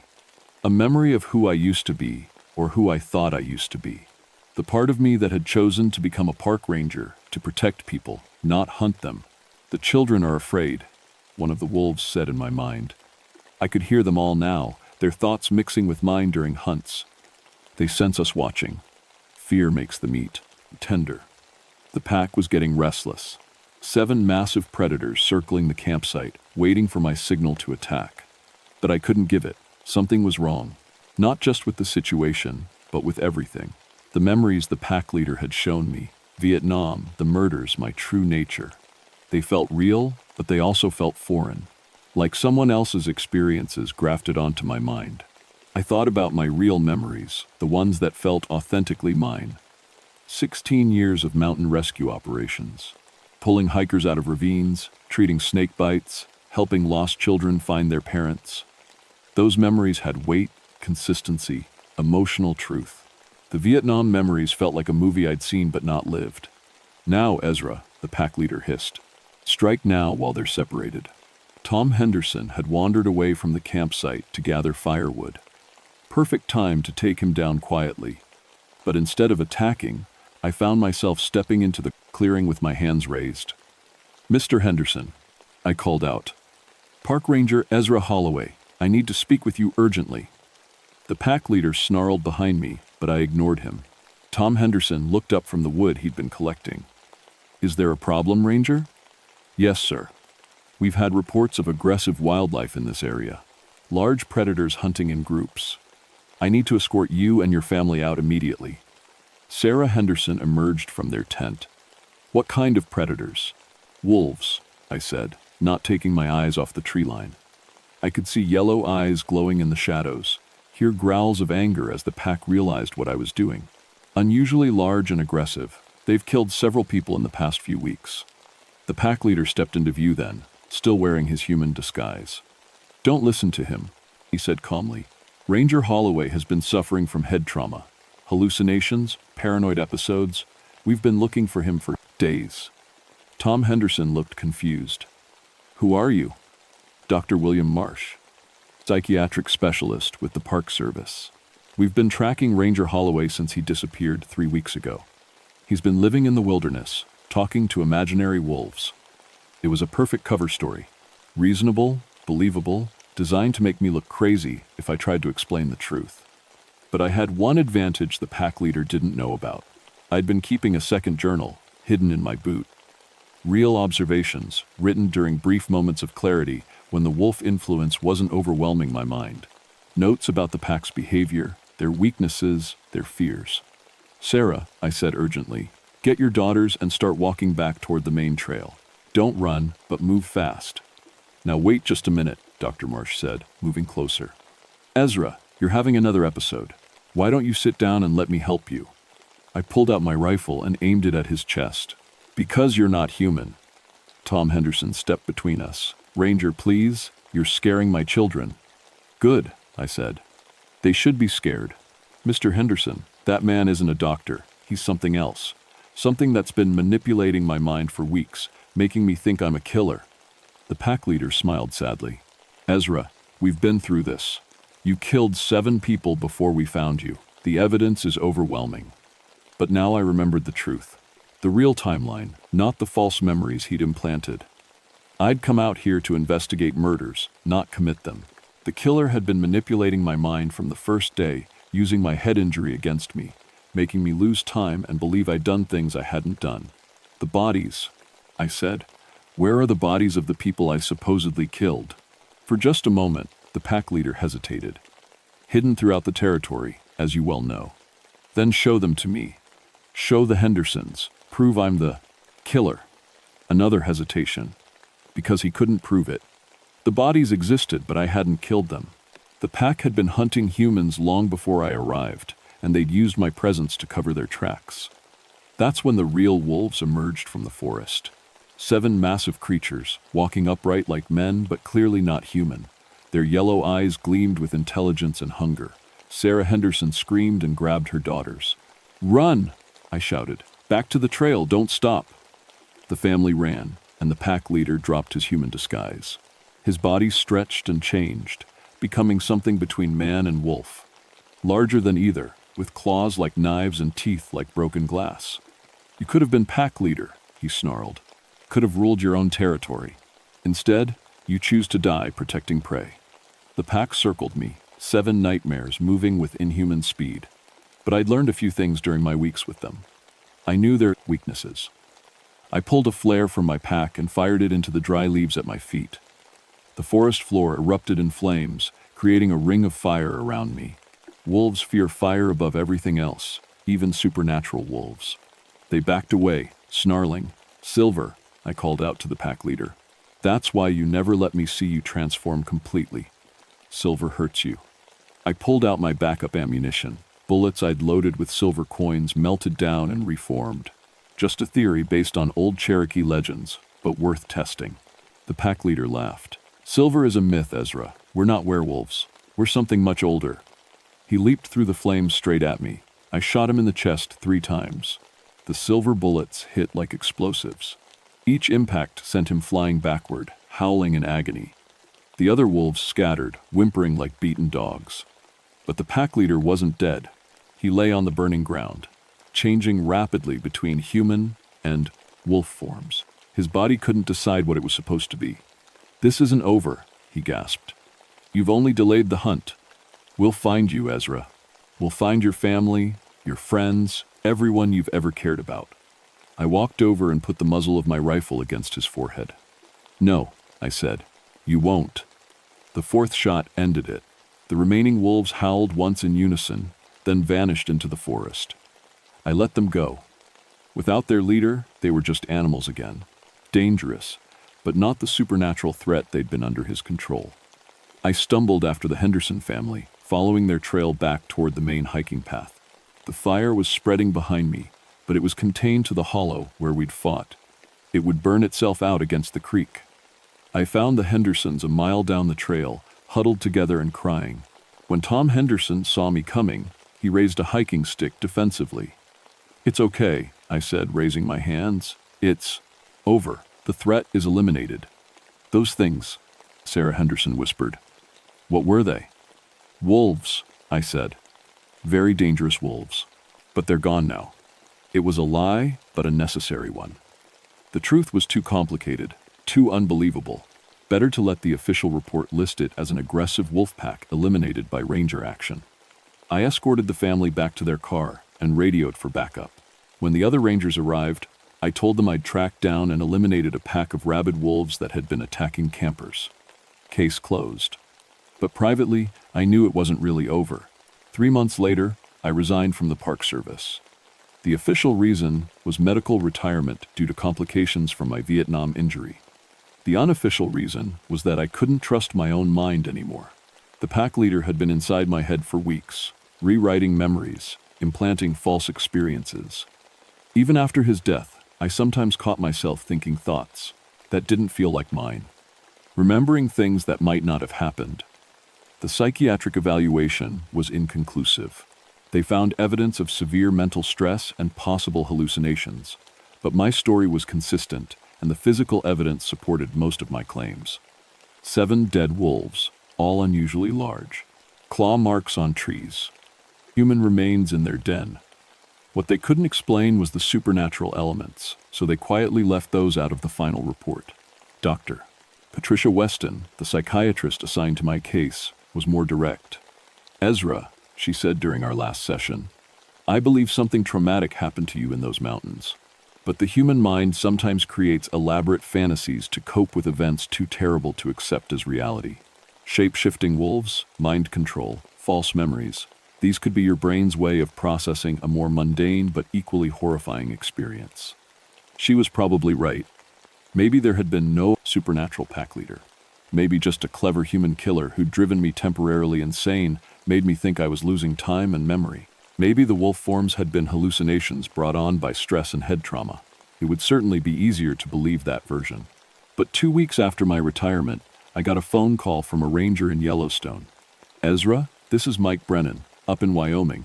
I heard you dealt with some unusual wolf activity down in Tennessee." "Something like that," I said. "We've got a situation up here. 7 hikers killed in the past month, bodies found in impossible locations. And there's a new ranger on staff, transferred in from another park. Guy named William Marsh. Claims he knew you." My blood went cold. "Tall guy, pale eyes, speaks very softly?" "That's him. Ezra, there's something wrong with this guy. He knows things he shouldn't know, goes places no human could reach. And since he arrived, the wildlife has been acting strange. Aggressive, organized." I hung up the phone and started packing. It wasn't over after all. Maybe it never would be. The pack leader had told the truth about one thing. They weren't werewolves or any other kind of creature from human folklore. They were something older, something that had learned to take human form to hunt more efficiently. And when one pack leader died, another took his place. I drove to Wyoming that night, my rifle loaded with silver bullets and my mind clear about what I had to do. The Park Service might not need me anymore, but other people did. People who didn't know they were being hunted by something that wore human faces during the day and wolf forms at night. People who wouldn't survive without someone to protect them. I'd been a ranger for 16 years, and I'd always taken pride in one simple principle: protect the mountains and the people who visit them. That hadn't changed just because I'd retired. The hunt was starting again in new territory, with a new pack leader who'd learned from the mistakes of the last one. But he'd also inherited the same weaknesses, the same vulnerabilities. And this time, I'd be ready for him. I reached Yellowstone just after dawn, driving through forests that felt too quiet, too empty. In the distance, I could hear wolves howling, but they sounded too intelligent, too organized, too human. My name is Ezra Holloway, and I hunt the things that hunt people. The war in the mountains never really ends. It just moves from battlefield to battlefield, predator to predator, ranger to ranger. But someone has to fight it. Someone has to stand between the monsters and the innocent families who just want to see a waterfall or sleep under the stars.